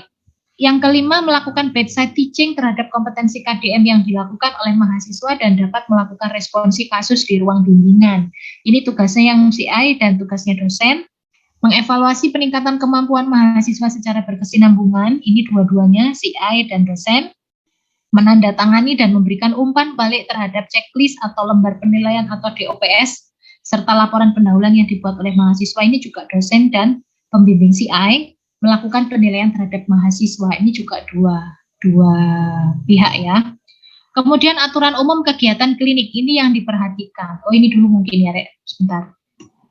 Nah, ini dulu mungkin ya. Jadi, untuk alur bimbingan mahasiswa atau pelaksanaan bedside teaching bersama dosen dan pembimbing CI, alurnya adalah yang pertama, mahasiswa melakukan orientasi ketersediaan pasien di ruangan dan perangkat yang dapat dilakukan di ruangan. Jadi misalkan tadi kan ada pasien di IGD, ruangan IGD, ruang bedah, ya, ruang penyakit dalam. Nah, yang pertama kamu melakukan orientasi dulu. Kalau di ruang bedah itu biasanya perasat apa sih yang bisa saya lakukan? Oh, ya rawat luka, misalkan gitu. Pasang infus, injeksi, misalkan ya. Nah, kamu kan setiap hari dinas nih, sesuai dengan jadwal yang sudah ditentukan oleh CI-mu. Misalkan hari ini ada pasien habis operasi misalkan ya. Besok itu waktunya rawat luka misalkan. Besok sore itu waktunya rawat luka. Kemudian kamu matur ke CI-nya, Bapak, apakah boleh misalkan pasien atas nama Nyonya Siti Aminah yang rumahnya Jalan Srikoyo, ruangan A4 misalkan. Itu untuk bisa dilakukan bedside teaching dengan pasien tersebut, Pak, Bu, komunikasi dengan CI, kontrak waktu dengan CI. Oh ya Dek, nggak apa-apa, silahkan. Baik, kalau begitu, kapan nggih Pak bisa dilakukan? Monggo terserah, misalkan gitu dari CI. Baik, kalau gitu saya coba hubungi dosen saya ya Pak. Ya. Jadi misalkan dari CI, apa besok sore ya Dek? Baik Pak, saya akan komunikasikan dengan dosen saya. Kamu menghubungi dosen yang membimbing di ruang itu, misalnya Bukis. Bukis, mohon maaf, besok sore ada kegiatan rawat luka pada pasien pos operasi. Rencana saya ingin melakukan perawatan luka pada pasien tersebut. Apakah Bukis bisa membimbing saya? Misalkan gitu. Itu Rek ya. Dan kalau bisa pada hari dosen Bukis datang itu satu ruangan itu sudah punya prasat yang akan dilakukan. Harapannya seperti itu, tapi juga menyesuaikan yang ada di ruangan sih hari itu ada kompetensi apa yang bisa dilakukan. Oke, kalau misalkan Bukis oke, CI oke, baru mahasiswa nanti menyiapkan peralatan untuk kebutuhan bedside teaching. Ya, dan jangan lupa disampaikan kepada pasien. Pak, Bu, mohon maaf, saya akan melakukan perawatan luka pada ibu gitu ya. Nah, nanti yang akan membantu ngomong itu adalah CI-nya. Karena kan pasien itu kan menjadi tanggungan rumah sakit kan ya. Kalau kalian nanti yang langsung ngomong kepada pasien itu biasanya pasien jarang maunya. Tapi kalau CI yang melakukan, biasanya CI itu punya trik-trik khusus untuk bisa menyampaikan ke pasien ya kamu manut saja gitu ya. Jadi inform consent itu bisa berupa tertulis dan tidak tertulis ya kan. Tapi lebih bagus memang tertulis ya. Jadi nanti akan menyampaikan adalah CI-nya. Kemudian mahasiswa menyiapkan peralatan untuk keperluan bedside teaching ya. Mahasiswa melakukan bedside teaching keterampilan pada pasien langsung dengan dosen pembimbing dan CI, jadi kedua-duanya. Kemudian kegiatan diskusi dapat dilakukan di luar ruangan pasien, misalkan, loh iki kok ngene, ini pasien ini tidak diberikan pemberian oksigen itu karena apa, kasusnya apa, misalkan mau diskusi seperti itu. Ini sudah kami sampaikan kepada CI untuk bisa diskusi di luar ruangan pasien. Kemudian tindakan yang dapat mengancam nyawa pasien akan diambil oleh CI atau dosen pembimbing. Jadi misalkan kalian pasang infus, ternyata pasiennya ada sesuatu yang terjadi ketika kalian pasang infus, maka tindakan kalian akan segera diambil oleh CI dan pembimbing. Itu ya, Rek. Kemudian perlu dikomunikasikan, misalkan itu terjadi, ditanyakan, Pak, nanti dosen atau CI yang akan menyatakan tindakanmu itu bisa diakui atau tidak, atau pastinya mengulang kan ya, nanti perlu disampaikan kepada dosen dan CI. Kemudian mahasiswa mendapatkan kesempatan melakukan prasat menggunakan perlengkapan pasien hanya satu kali kesempatan. Jika gagal dan menyebabkan kerugian terhadap pasien, maka mahasiswa wajib mengganti. Ini yang Bu Abi sampaikan pada saat capping ya, ketika ada pertanyaan dari orang tua ya. Misalkan kalian pasang infus, ya, sudah dicoba gagal. Kemudian advokatnya bengkong. Dan itu adalah jatahnya pasien kan. Pasien kan sudah beli kan ke rumah sakit kan. Nah, maka kalau misalkan kondisi seperti itu, maka mahasiswa harus siap jika mengganti. Gitu ya. Itu alurnya. Ada pertanyaan dulu sampai sini sebelum Bu Abi lanjutkan ke aturan umum? Nggih, Ibu izin bertanya. Nggih, silakan Anora. Mohon maaf Ibu, saya ingin membacakan slide yang sebelumnya. Yang mana? Ini? Yang sampean panjenengan jelaskan tadi, Bu. Ini? Nggih, Bu. Untuk itu kan yang nomor 7, tindakan yang dapat mengancam nyawa pasien akan diambil oleh CI atau dosen pembimbing. Nah, misalkan kita itu ada kesalahan dalam memasang infus Ibu, apakah kita dari mahasiswa mendapatkan sanksi Ibu, selain mengganti perasat tersebut? Kalau itu nanti akan dilihat seberapa berat ya. Maksudnya gini, biasanya kalau misalkan salah, jadi gini Rek, kamu juga jangan takut mencoba. Biasanya kalau seperti kalian keterampilan dasar itu CI atau mbak-mbaknya yang di rumah sakit itu sangat memahami, oh ya adiknya masih belajar. Jadi misalkan gagal, ya enggak, ya bukan mendapatkan sanksi tidak, tetapi yang pasti kalian mengganti jatahnya pasien, yang gitu ya. Tetapi kalau untuk sanksi itu ya melihat apa efeknya pada pasien, gitu loh. Kayak misalkan tadi salah melakukan transfusi darah, kudunya dikasihkan ke pasien Siti Aminah Jalan Srikoyo, mbok kekno ning pasien Siti Aminah Jalan Merbabu, kan salah. Nah, itu pasti mendapatkan sanksi kalau sudah seperti itu, karena mengancam nyawa pasien. Gitu, ya. Bisa dipahami, Anora? Jadi melihat kasus ya, Bu Abi belum bisa menjelaskan karena melihat kasus biasanya. Ibu, gitu terima ya. kasih atas penjelasannya Ibu. Oke. Ada lagi sebelum Bu Abi ganti ke aturan umum? Permisi Ibu, izin bertanya. Silakan Afifah. Untuk yang dari tadi ini kan ada tulisan dosen pembimbing. Dosen pembimbing itu dosen pembimbing yang ada di rumah sakit nih Ibu, bukan yang dosen pembimbing akademik. Ojo bingung, Bu Abi menyampaikan. Kalau Bu Abi bilang pembimbing akademik berarti dosen PA-mu. Kalau ini adalah real setting KDM, tadi kan Bu Abi menyebutkan Bu Kis, Bu Jenny, Pak Saiful. Itu mau loh sesuai dengan pembagian tadi itu loh. Itu dosen pembimbing yang Bu Abi maksudkan. Paham? Inggih Bu, sudah paham. Terima kasih Bu. Paham ya? Oke. Kalau pembimbing lahan, ya pembimbing lahan atau pembimbing klinik atau CI itu sebutannya. Tapi kalau dosen pembimbing di sini maksudnya adalah dosen pembimbing real setting yang tadi sudah sesuai pembagianmu tadi.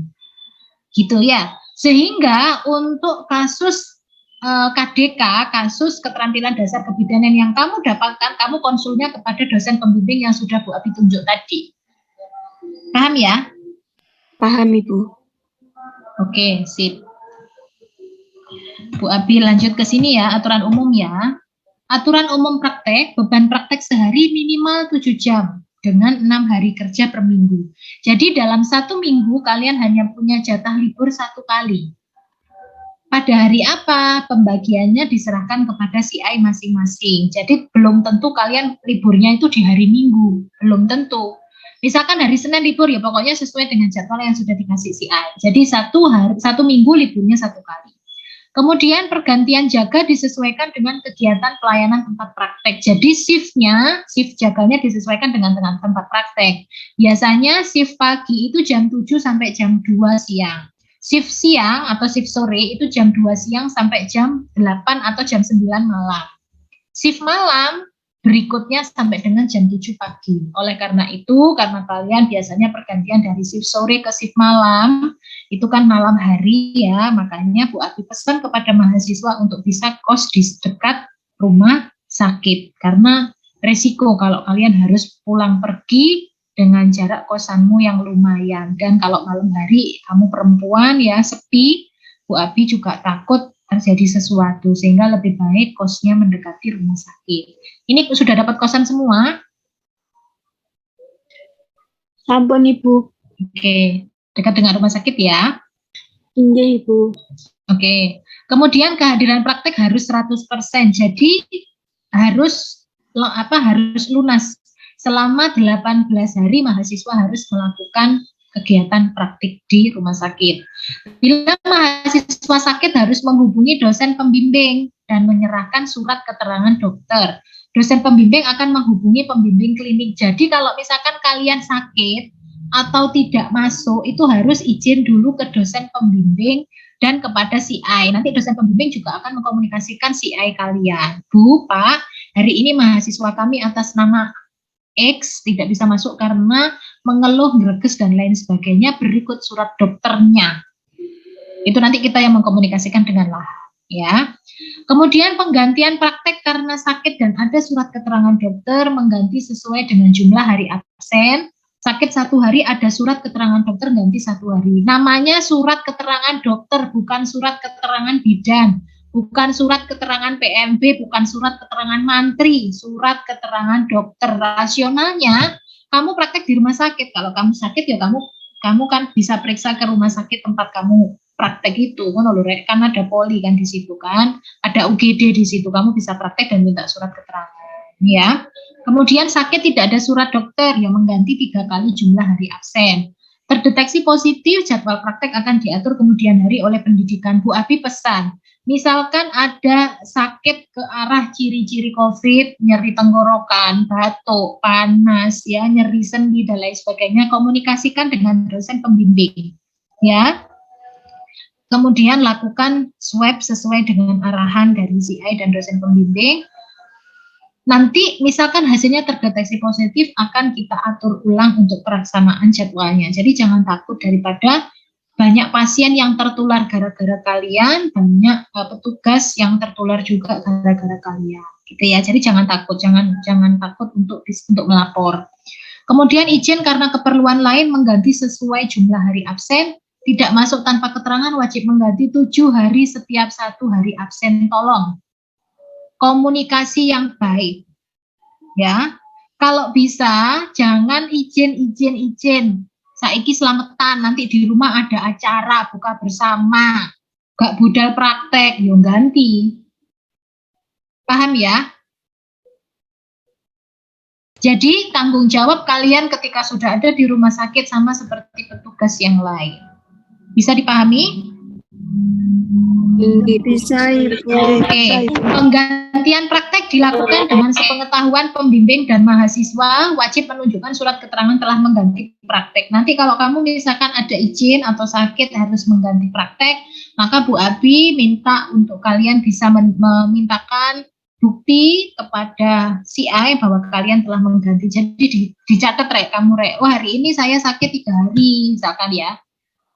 Mengganti sesuai, menggantinya juga harus dengan kesepakatan pembimbing. Bu, ini saya kemarin punya hutang 3, bagaimana Bu kalau misalkan saya menggantinya di tanggal sekian, misalkan kamu waktu itu dinas pagi, saya mau lanjut dinas sore Bu, misalkan. Itu harus kamu komunikasikan dengan CI, dan nanti di akhir periode praktek kamu minta surat itu kepada CI, dan itu nanti dikasihkan kepada ADAP, ya.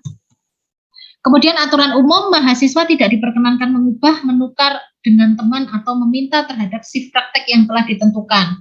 Ijol, pokoknya nek sing dinas rek aku pokoknya dinas awan, aku mengko ono buka bersama, aku saiki dinas isuk yo kamu yang dinas siang, tidak diperbolehkan. Ya, jadi sesuai dengan yang sudah dituliskan oleh CI. Seragam yang digunakan selama praktek adalah seragam putih-putih, jadi kalian ke rumah sakit pakai baju putih-putih, pakai sepatu hitam. Kemudian ketika di rumah sakit, kamu ganti dengan baju kerja. Dan ketika ke pasien, kamu ganti dengan pemakaian APD level 2. Nanti minta petunjuk dari CI, ya, untuk pelaksanaannya bagaimana. Jadi kamu harus sudah siap dengan perlengkapan perangmu ketika mau praktek. Kemudian mahasiswa setiap melakukan prasat yang berhubungan dengan keselamatan jiwa klien harus atas seizin dan di bawah pengawasan pembimbing. Bila karena kelalaiannya mahasiswa merusakkan barang milik pasien atau milik tempat praktek, maka harus lapor ke pendidikan. Kemudian mahasiswa tidak diperkenankan mengisi rekam medis. Selama mengikuti praktek, mahasiswa tidak diperkenankan memakai perhiasan, bermake up yang mencolok, berkuku panjang, dan menggunakan aksesoris selain ketentuan seragam. Kamu mau praktek apa mau nyanyi, bingung pakai eyeshadow, pakai lipstick, pakai merah-merah pipi, alisnya digambar, jelarit, pakai pensil alis, masih pakai apa kuwi jenenge rek, melentikkan bulu mata itu pakai apa? Eyeliner, pakai apa Bu Abi gak ngerti wis iku apa pokoknya wis. Ada tabu yang seperti itu ada, tapi bukan mahasiswa Poltekkes. Ya. Hati-hati kalau sudah seperti itu. Ya kamu ke sana praktek. Cantik boleh ya, tetapi bukan menggunakan make up yang mencolok. Gitu ya, Rek ya. Pesan Bu Abi ya. Kemudian selama mengikuti praktek, mahasiswa tidak diperkenankan menerima tamu di tempat praktek kecuali ada izin dari pendidikan. Kalau orang tua mau ngendangi, nanti aja ketika sudah pulang ke kos-kosan. Jadi bukan pada saat praktek diparani ke rumah sakit, tidak. Tetapi kalau misalkan orang tua mau nyambangi putrinya nanti ketika sudah pulang ke rumah sakit. Selain tata tertib ini, mahasiswa harus tetap mentaati peraturan yang ditentukan oleh tempat praktek. Itu aturan umum yang ada. Kemudian kewaspadaan khusus di era pandemi, wajib menerapkan protokol kesehatan dengan benar, menggunakan masker bedah ya, rajin cuci tangan dan menjaga jarak aman. Ingat, masker apa, Rek? Bedah ya, kalian ada di rumah sakit. Atau boleh pakai KN95 boleh ya. Kemudian jaga protokol kesehatan baik di lingkungan rumah sakit maupun di lingkungan tempat tinggal, baik di kos-kosan. Menggunakan APD level 2 atau baju kerja selama pelayanan berlangsung, telah melakukan vaksinasi COVID dosis 1 dan dosis 2. Ini nanti tolong untuk sertifikat vaksin di print ya, Rek. Halo? Ibu. Oke, sertifikat. Iya. Untuk punya saya itu sertifikat vaksinnya tidak bisa di-print kalau membawa bukti telah melakukan vaksinasi, apa boleh nggih? Boleh. Yang itu kan ada barcode-nya itu kan? Nggih, Ibu. Nggak apa-apa, boleh. Yang penting sudah ada keterangan kalau kamu sudah vaksin 1 dan 2. Kemudian wajib melakukan tes swab antigen H-1 sebelum pelaksanaan praktek dan dinyatakan non-reaktif. Jadi nanti kamu tes swab-nya karena kamu masuk rumah sakit tanggal 11, jadi tanggal 10 kamu wajib swab ya. Halo? Swab-nya harus dibuktikan dengan keterangan hasil. Bisa kamu swab di klinik atau swab di rumah sakit ya, boleh asalkan ada surat keterangannya. Gitu ya. Misalkan saya mau swab di PMB, Bu, kalau di PMB kan nggak ada keterangannya. Ya, yang kita yang diterima oleh rumah sakit adalah yang ada surat keterangannya. Paham ya? Oke.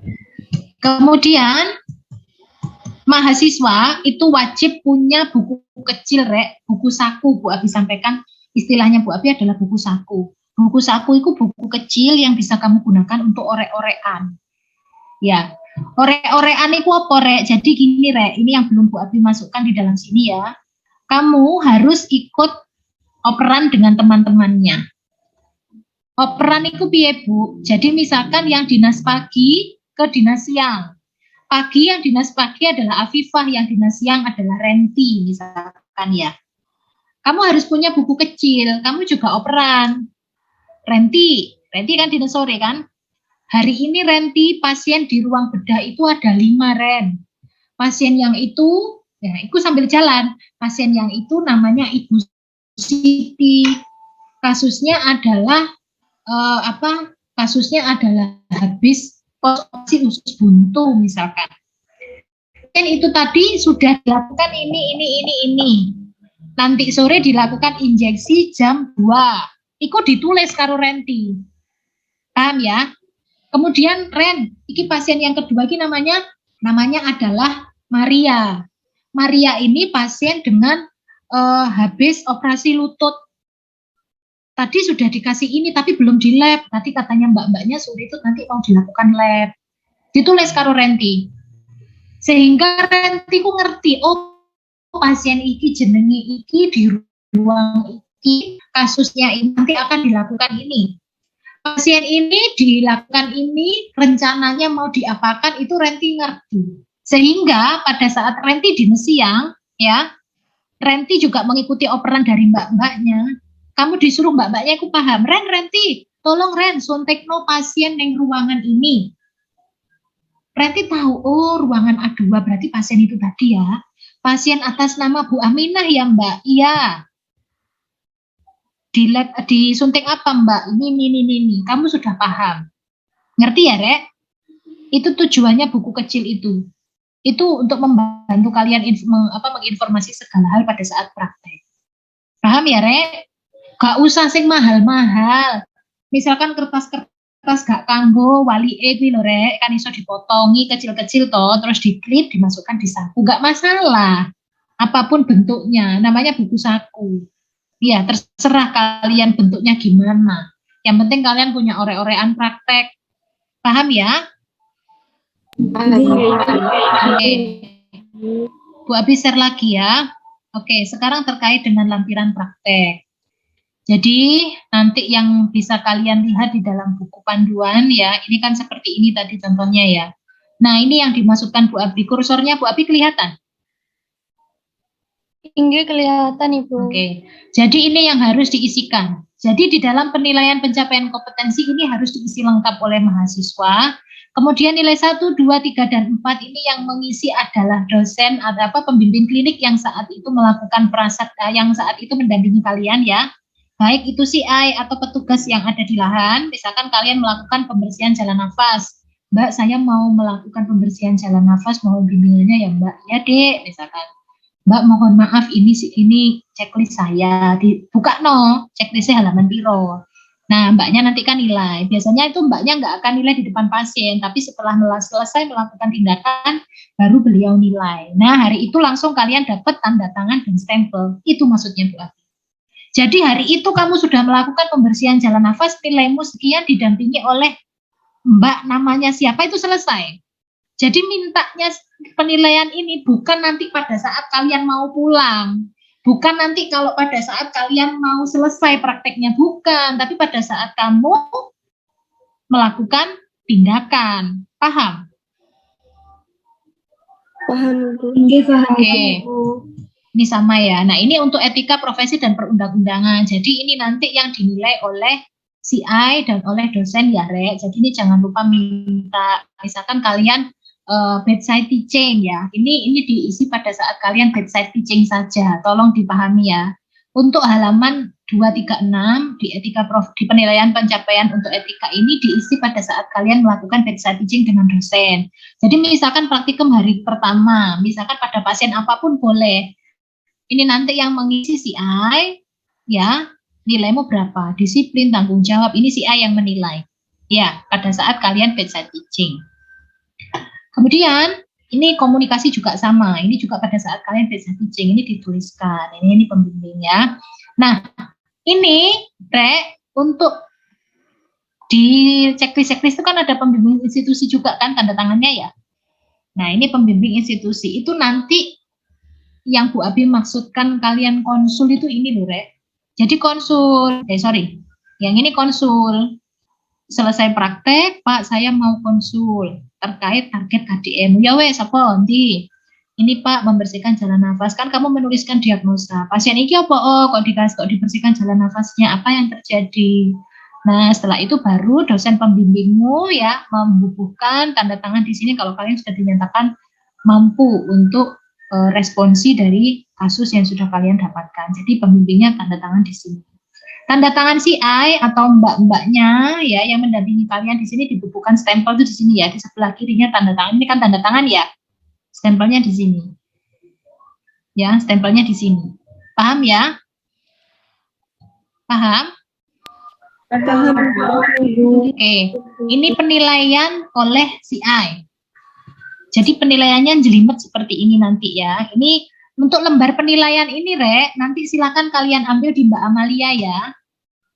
Yang ada di ruang adak ya, yang bantu Bu Abi sudah Bu Abi siapkan di sana. Silakan nanti ketua rumah sakit masing-masing mengambil dan nanti diberikan pada saat kalian masuk ya. Jadi dikasihkan ke teman-teman yang ada di ruangan masing-masing.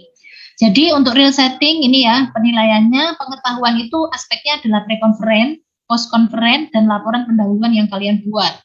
Bobot maksimal adalah 35, nanti dijumlah nilainya berapa, ditambah ini adalah nilai pengetahuan.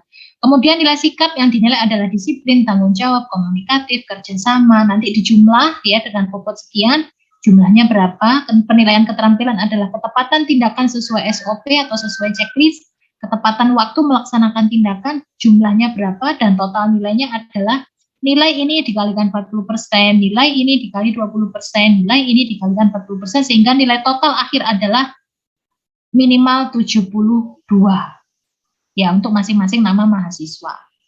Nah, kalau ini penilaian untuk dosen ya, jadi dosen nanti akan menilai pengetahuan dan keterampilan kalian untuk nilai KDM-nya. Pengetahuan terdiri dari bagaimana laporan pendahuluanmu, bagaimana responsimu, responsi itu juga dari kegiatan tanya jawab dengan dosen ya, kemudian ini menjadi nilai pengetahuan. Nilai keterampilan, ketepatan tindakan dan ketepatan waktu, Ini menjadi nilai keterampilan dan sehingga nilai akhir KDM itu ini 50%, ini 50% ditambahkan menjadi nilai akhir mata kuliah KDM. Ini nanti yang akan ditambahkan pada mata kuliah KDM. Kemudian nilai etika profesi, dosen juga akan melaksanakan penilaian disiplin, tanggung jawab, dan kerjasama sehingga didapatkan nilai mata kuliah akhir profesi. Nilai komunikasi juga ini nanti akan dimasukkan sebagai tambahan mata kuliah nilai komunikasi, mata kuliah nilai komunikasi. Ini untuk penilaian real setting, nanti ini untuk penilaian, untuk presensi real setting juga sudah disiapkan oleh Mbak Amalia menjadi satu amplop coklat. Ya, nanti kalian akan dapat satu amplop coklat masing-masing yang isinya adalah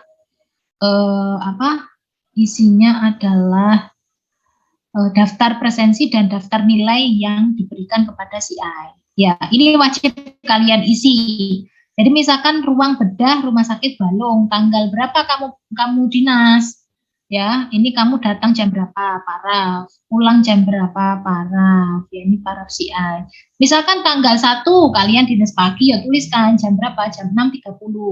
Terus ini tanggal 2 kamu libur, ya ditulis libur, LLL, libur. Tanggal 3 masuk lagi malam, ya jam malam, masuk malam jam berapa. Dan mahasiswa wajib hadir maksimal 15 menit sebelum putaran shift selanjutnya. Misalkan dinas pagi masuknya jam 7, ya wajib datang maksimal jam 6:45. Ya, kalau misalkan mahasiswa terlambat tidak ada konfirmasi, maka jangan salahkan CI kalau CI menganggap kalian tidak disiplin.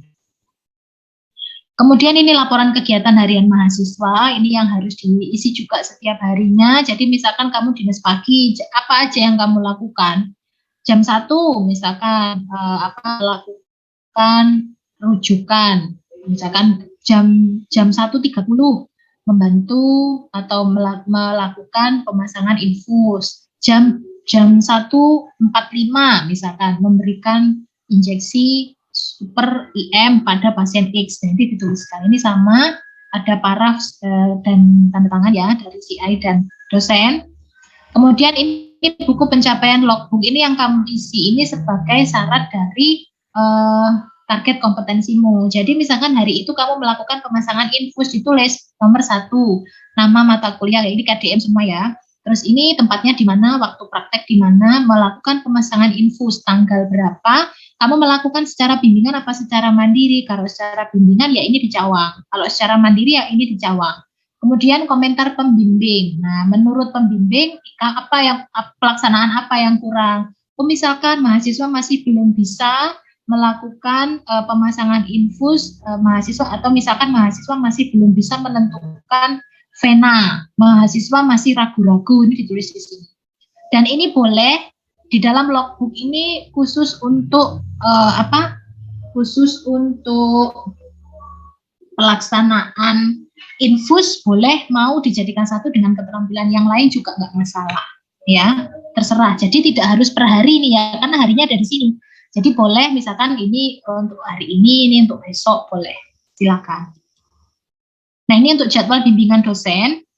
Jadi ini jadwal yang sudah Bu Abi buat dan sudah terdistribusi kepada dosen masing-masing. Jadi besok pada tanggal 11 ini ada penyerahan mahasiswa yang akan didampingi oleh dosen berikut. Jadi di DKT besok hari Senin akan diserahkan oleh Bu Kiswati, di Rumah Sakit Kalisat oleh Pak Hendro, dan Rumah Sakit Balung oleh Pak Lulut. Dan ini jadwal yang sudah Bu Abi buat ini bukan berarti dosen datang harus di jadwal ini, tetapi yang penting adalah mahasiswa dosen membimbing 1 kali dalam per minggu. Di sini Bu Abi tuliskan jadwal bimbingan bersifat tentatif, menyesuaikan ketersediaan pasien dan hasil kontrak waktu dengan CI dan dosen pembimbing. Bisa dipahami ya? Halo, bisa dipahami? Bisa. Kalau sudah, Bu Abi akan beralih ke informasi mahasiswa di masing-masing rumah sakit. Rumah sakit tingkat 3 Baladika Husada, pembukaan praktek dilakukan di hari Senin jam 8.30 di aula rumah sakit. Sebelah utara tempatnya di lantai 2, atasnya poli ya, di atasnya poli. Nanti kalian masuk ke rumah sakit, sepedanya ditaruh di belakang ya. Nanti jam 8:15 maksimal, kalian sudah duduk di aula atas sambil menunggu Bugis datang. Ya, disampaikan nanti Bapak mohon maaf, kami mahasiswa Poltekkes yang akan praktek hari ini di Rumah Sakit DKT. Ya, sambil nunggu Bu Kiswati. Kemudian Rumah Sakit DKT di situ ini perlu saya informasikan saja, tetapi misalkan kalian mau menggunakan punya sendiri itu lebih baik. Jadi Rumah Sakit DKT sudah ada gaun milik ruangan, mahasiswa menggunakan baju kerja, jadi nanti boleh pakai gaun kalian sendiri, boleh pakai gaun dari rumah sakit juga boleh. Ya, ini perlu Bu Abi sampaikan. Kemudian Rumah Sakit Balung, info terbaru tidak ada pembukaan praktek. Jadi besok untuk yang Rumah Sakit Balung itu jam 8 ya, jam 8 kurang seperempat kalian sudah ada di rumah sakit janjian dengan Pak Lulut. Tidak ada pembukaan, tetapi kalian akan diantar Pak Lulut ke bagian diklat menemui Bu Novi. Nanti Bu Novi yang akan menghantarkan kalian ke masing-masing ruangan. Mahasiswa menggunakan baju kerja dan menyiapkan gaun sendiri. Untuk Rumah Sakit Balung di ruang IGD, dosen pembimbing diwajibkan menggunakan gaun ini untuk dosen ya. Kemudian untuk Rumah Sakit Kalisat, pembukaan praktek dilakukan di hari Senin jam 8 di aula atas. Pembukaan praktek akan dihadiri oleh dosen Pak Hendro, sehingga maksimal jam 7:45 kalian sudah ada di aula atas untuk menunggu Pak Hendro datang. Ya, dan kemarin untuk konsumsi sudah menemui Mbak Rika ya, yang di Rumah Sakit Kalisat dan Rumah Sakit DKT ya. Sudah dapat uangnya, Rek? Nggih, sampun. Oke, mohon mengikuti yang sudah diarahkan oleh Bu Rika sesuai dengan ketentuan apa kemarin Bu Abi apa jenis kuenya apa, maksimal berapa, daftar hadirnya sudah dikasih belum sama Bu Rika? Belum ya? Izin bertanya, daftar hadir seperti apa nggih Ibu Abi? Oke Bu Abi lupa masih belum ngeprint, sorry.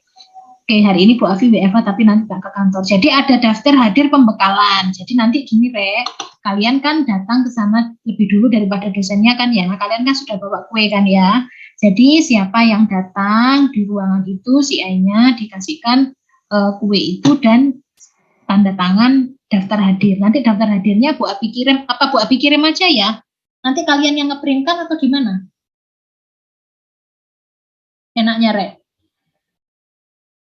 Apa nanti kamu ngambil di habis duhur gitu tak? Bu Abi tak ke kantor dulu, Bu Abi hari ini WFH. Atau Bu Abi siapkan aja ya, nanti setelah duhur bisa kalian ambil di Mbak Amalia, termasuk mengambil ini ya, mengambil amplop coklat ya. Nggih, Ibu. Oke. Nggih, Ibu. Nih, ini yang tadi tugas ketua mahasiswa di masing-masing rumah sakit. Mengambil berkas praktek keadak hari Jumat pagi, ini kan sudah siang ya, ini belum bisa Bu Abi sampaikan karena Bu Abi harus memberikan pembekalan dulu kepada kalian. Baik, jadi nanti ini silakan diambil nanti siang jam-jam 2 gitu ya. Sambil membawa surat izin orang tua, ini belum Bu Abi sampaikan ya. Sambil membawa surat izin orang tua untuk mengikuti resetting. Orang tua kalian sudah mengizinkan semua untuk praktek rumah sakit? Nggih, sampun Ibu. Sudah, Ibu. Oke. Ini boleh kalian bawa pada hari Senin ya. Kemudian buku panduan resetting diserahkan pada masing-masing mahasiswa. Kemarin sudah dapat ya. Amplop coklat berisi form presensi mahasiswa dan daftar nilai diserahkan kepada perwakilan mahasiswa di ruangan untuk diserahkan kepada CI ruangan masing-masing. Jadi amplop coklat itu dikasihkan kepada CI. Kemudian menyerahkan dokumen nilai dan presensi mahasiswa selesai praktek keadak 1 minggu setelah hari raya sudah masuk ke Bu Abi. Ya, ini Bu Abi hapus saja biar kalian nggak bingung. Sorry. Ini biar Bu Abi, biar kalian nggak bingung. Bu Abi share lagi ya. Belum tidak? Sudah muncul? Belum, Ibu. Oke. Nah, ini nanti kan tadi amplop coklat yang isinya form presensi sama daftar hadir nilai itu kan diserahkan ke CI masing-masing ya. Selesai praktek, hari terakhir praktek ini diminta lagi ke CI nilainya. Ya, tapi kalau misalkan CI menyampaikan Mbak untuk nilainya saya kumpulkan ke diklat ya, nanti biar kita yang menemui diklat. Tapi kalau misalkan boleh dibawakan mahasiswa maka diambil sekalian. Kemudian menyerahkan dokumen nilai dan presensi mahasiswa selesai praktek ke ADAK 1 minggu setelah hari raya sudah terkumpul ke Bu Abi. Jadi form ini yang sudah terisi amplop coklat ini kembali ke Bu Abi maksimal 1 minggu setelah hari raya, ya. Dan ini mohon untuk tidak dibuka karena arsip ini adalah bersifat rahasia, berisi nilai mahasiswa, ya. Kemudian mengumpulkan berkas di bawah ini diserahkan kepada dosen yang membuka kegiatan praktek sebelum pembukaan. Jadi fotokopi sertifikat vaksin tadi ya, atau bukti kalau kalian sudah vaksin minimal dosis 1 dan 2. Saya sudah booster, Bu, lebih bagus. Daftar nama mahasiswa dan informasi asuransi kesehatan yang dimiliki. Kalian sudah punya BPJS semua, bukan BPJS sih, asuransi kesehatan apapun lah. Prudensial boleh, BPJS boleh, atau asuransi apapun. Asuransi kesehatan. Ada yang belum punya? Belum, Ibu. Izin masuk saya belum, Ibu. Bu Abi minta setelah pertemuan ini tolong di-list dan diberikan kepada Bu Abi ya, per masing-masing rumah sakit. Formatnya Excel aja, nama ruang praktek, nama mahasiswa, jenis asuransi kesehatan, nomor asuransi kesehatan. Kemudian fotokopi hasil swab antigen tanggal 10 April. Kan kalian kan ambil swabnya kan tanggal 10 kan? Jadi fotokopinya. Jadi 3 dokumen ini termasuk surat surat pernyataan nanti yang dari Rumah Sakit Balung minta Bu Abi ya. Surat pernyataan untuk Rumah Sakit Balung ada tambahan dari surat pernyataan yang harus dikumpulkan ke RS. Termasuk surat izin orang tua. Ya. Untuk surat izin orang tua nanti dikumpulkan di map tersendiri, dititipkan dosen yang membuka untuk diserahkan ke Bu Abi. Ya. Kemudian selanjutnya adalah mengumpulkan berkas untuk diserahkan kepada Bu Rika 1 minggu setelah hari raya. Jadi gini Bu Abi jelaskan, kalian kan mendapatkan bantuan rapid sama bantuan APD, ya kan? Bantuan rapid dan bantuan APD itu akan masuk ke rekening kalian masing-masing sama seperti bantuan pulsa. Untuk persyaratan kalian mendapatkan bantuan itu adalah SK dari Bu Abi, sudah Bu Abi usulkan. Yang harus ada lampirannya adalah kwitansi asli swab antigen. Kemudian hasil asli swab antigen tanggal 10. Ini yang harus dilampirkan. Jadi silakan nanti disiapkan oleh masing-masing ruangan, dikumpulkan kepada ketua mahasiswa yang ada di rumah sakit untuk menyerahkan ini. Ya, kalau sudah terkumpul, jadikan satu, diurutkan absen. Ya, diurutkan absen.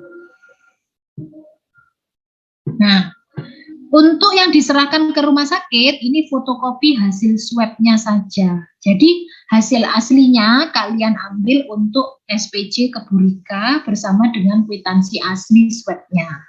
Kalau kwitansinya hilang, ya wes, kamu nggak dapat ganti. Kalau hasil swab-nya hilang, kamu nggak dapat ganti. Memang seperti itu aturannya, ya.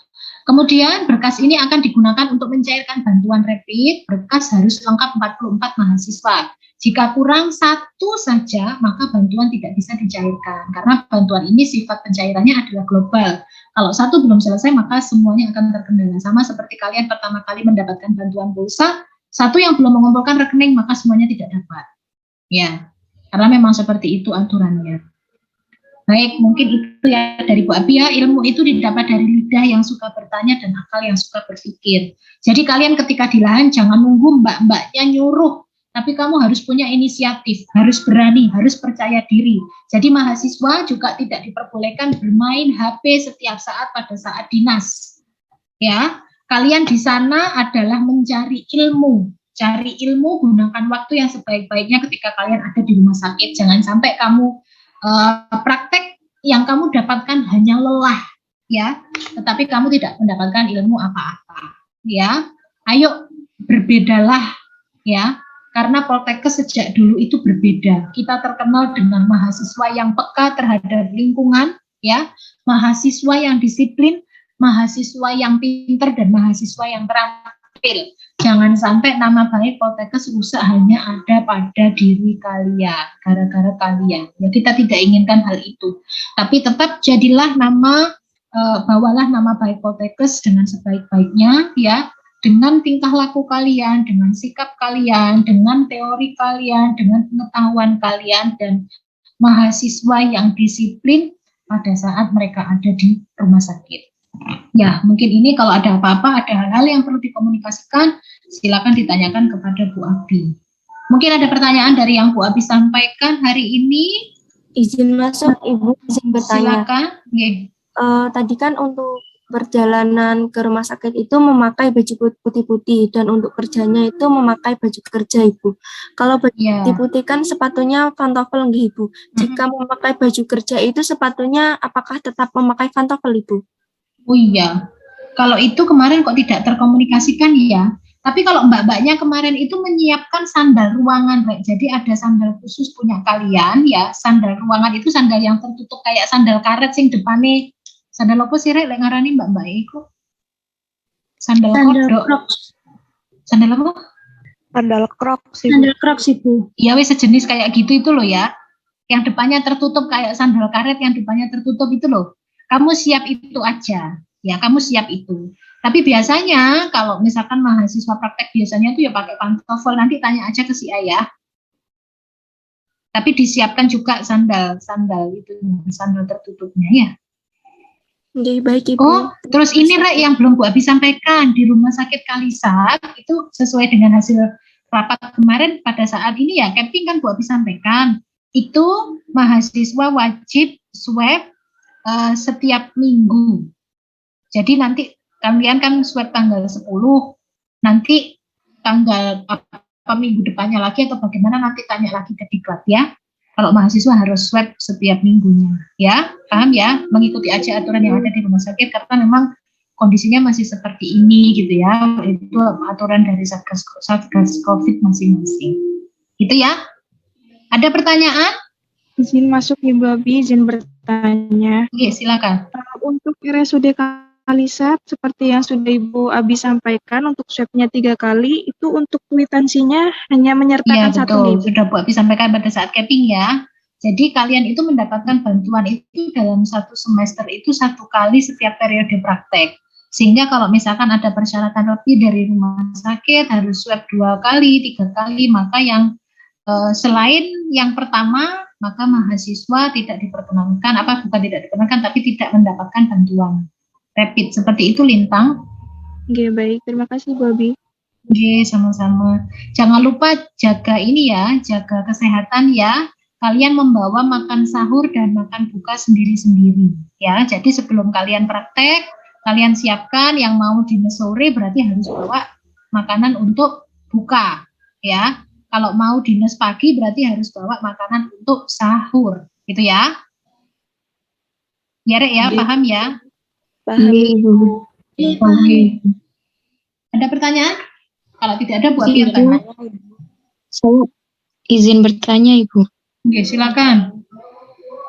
Mengenai jadwal shift pada real setting, dikarenakan pada tanggal 17 itu Ibu ada acara Filmapres 2022 dan di mana di situ pesertanya ada dari tingkat 1. Untuk jadwal dari masing-masing anak itu kan berbeda Ibu. Jadi kemarin pemilihan mahasiswa prestasi Ibu dari Ibu Ayu kemarin. Nah, itu tanggal 17 hari Minggu Ibu. Oh ya, terus dari Ibu Ayu kemarin memberi wejangan untuk saya agar mengkonsultasikan kepada Ibu bagaimana untuk peserta tingkat 1 itu apakah untuk bertanya kepada Ibu apakah jatahnya itu kan 1 kali libur nggih Ibu dalam 1 minggu. Nah, itu apakah bisa dijadikan 1 gitu loh Ibu? Dijadwalkan satu bareng gitu loh Ibu. Iya, paham maksudnya. Untuk yang tanggal 17 itu yang akan ikut Filmapres siapa saja? Semua tingkat 1 atau mahasiswa tertentu? Untuk yang terjadwal itu hanya petugas dan itu Ibu. Pesertanya 3 orang. Gini aja, Bu Abi minta datanya ya, yang terlibat pada kegiatan Filmapres itu siapa? Ini yang menentukan siapa ini? Kemahasiswaan atau bagaimana?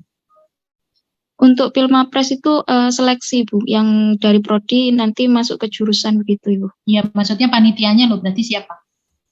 Panitianya dari BEM, HMP dan Nah, BBM. Berarti minta tolong mahasiswa yang terlibat BEM ya, atau HMP atau siapa. Bu Abi minta list mahasiswa tingkat 1 yang terlibat pada kegiatan Filmapres. Dari situ akan Bu Abi mintakan surat dari Kaprodi untuk bisa diteruskan ke ruangan masing-masing sehingga bisa nanti si I bisa dikomunikasikan untuk bisa menukar sehingga mahasiswa atas nama-nama tersebut bisa diliburkan di tanggal 17. Artinya pada minggu pertama liburnya di tanggal 17 gitu loh maksud saya. Oke, Ibu. Gitu ya Nur Aini ya. Jadi saya tunggu kalau belum ada daftar masuk maka Bu Abi juga tidak bisa mengusulkan surat itu ke Kaprodi gitu ya. Oke, baik Ibu. Untuk linknya nanti saya kirimkan via chat nggih, Ibu. Iya boleh. Chat mana? Zoom? WA wae? WA nggih, Ibu. WA ya. Oke, makasih Aini. Ya, ada lagi silakan. Ya. Izin bertanya Ibu, Silakan Novlara. pada hari Senin itu apakah menggunakan baju putih-putih atau langsung menggunakan baju kerja nggih? Loh, lak gak ngrungokne Novlara. Kamu mulai tadi di mana? Ayo. Maaf Ibu, sinyalnya tadi agak Lah enak. mesti alasannya sinyal. Alasannya apa arek lak Zoom iki lak ngono. Kalian pakai baju putih-putih itu pada saat kapan? berangkat nggih. Berangkat di kantin. Ya, berangkat. Ganti baju kerja di mana? Di ruangan Di rumah Ibu. Di ruangan. Jadi kalau kalian besok pembukaan, apa sudah ada di ruangan, kan di aula. Berarti pakai baju Iya. apa? Baju kerja. Putih-putih Ibu. Putih-putih. Kan di aula, belum di ruangan. Pakai baju putih-putih. Alangkah lebih baik kamu sudah punya alma mater. Belum Ibu. Oh, belum punya Belum, ya? Ya wis Masih berarti belum dapat. ya wis berarti pakai baju putih-putih ya. Nggih. Oke? Permisi Ibu, Iya, ada ada. yang bertanya. Silakan. Nggih, untuk RSUD Kalisat acara pembukaannya sendiri pada hari Senin jam 7 ke atas ruang aula. Lalu untuk acara Jam berapa? acaranya Jam berapa? sendiri dimulai pada pukul berapa? Jam berapa, Nuk? Piye lintang putus-putus? Apakah suara saya sudah terdengar dengan jelas, Ibu? Sudah. Tadi putus-putus. Apa? Untuk acaranya sendiri di RSUD Kalisat itu jam 7.45 pagi sudah ada di atas ruang aula. Lalu Ya, acaranya jam 8. Nggih, jam 8. Jadi untuk pemesanan konsumsinya jam 7.45 sudah datang, nggih, Bu. Yo kalian berangkat iku wis nggawa jajane, Rek. Kamu berangkat itu sekaligus nggawa jajan. Nggih. Paham ya? Baik, Bu Abi. Terima kasih. Termasuk yang di rumah sakit DKT juga kamu sudah datang ke rumah sakit kok sekalian nggawa jajan. Lu kan puasa, Dek. Iya, Bu, untuk buka ngono lah. Ya kan? Nggih. Oke, ada lagi silakan. Izin bertanya kembali Ibu. Nggih, silakan Novlara. Jadi begini Bu, saya vaksin kedua jatuh pada tanggal 16 April ini Bu. Masih vaksin pertama kamu? Drop out Ibu. Drop out apa? Jadi vaksin pertama 2 kali Ibu. Karena yang pertama dulu itu kena drop out Ibu lebih dari 6 bulan. Oh gitu, apa kok sampai drop out? Sempat sakit Ibu waktu vaksin kedua, lalu berangkat ke Semeru itu Ibu, terus lupa juga suratnya hilang. Kamu dinas di mana? Gimana Ibu? Dinas di mana? DKT Ibu. Di ruang apa? Mawar Ibu. Dosen pembimbingnya siapa? Bu Riza. Baik, nanti kok dikomunikasikan dengan Bu Riza ya. Nggih. Tanggal 16 ya jadwalmu ya? Nggih Ibu. Ya wis, oke. Nanti kok dikomunikasikan, semoga boleh ya.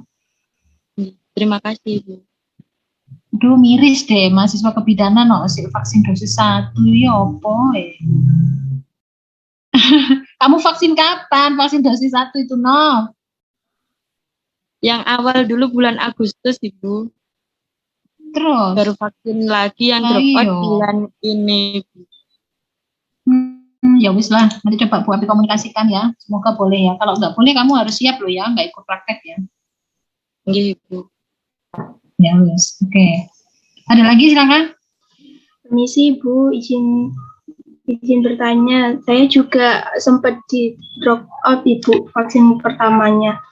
Jadi sekarang masih nunggu 1 bulan ini Bu. Vaksin kedua itu jatuh tanggal 17 ini. Dikarenakan kemarin itu kan saya sempat vaksin 1 itu di Dr. Subandi ini. Terus di puskesmas dekat rumah saya itu tidak ada jenis vaksin yang saya vaksin pertama ini, Bu. Oh, Allah. Kamu duduk di ruang apa?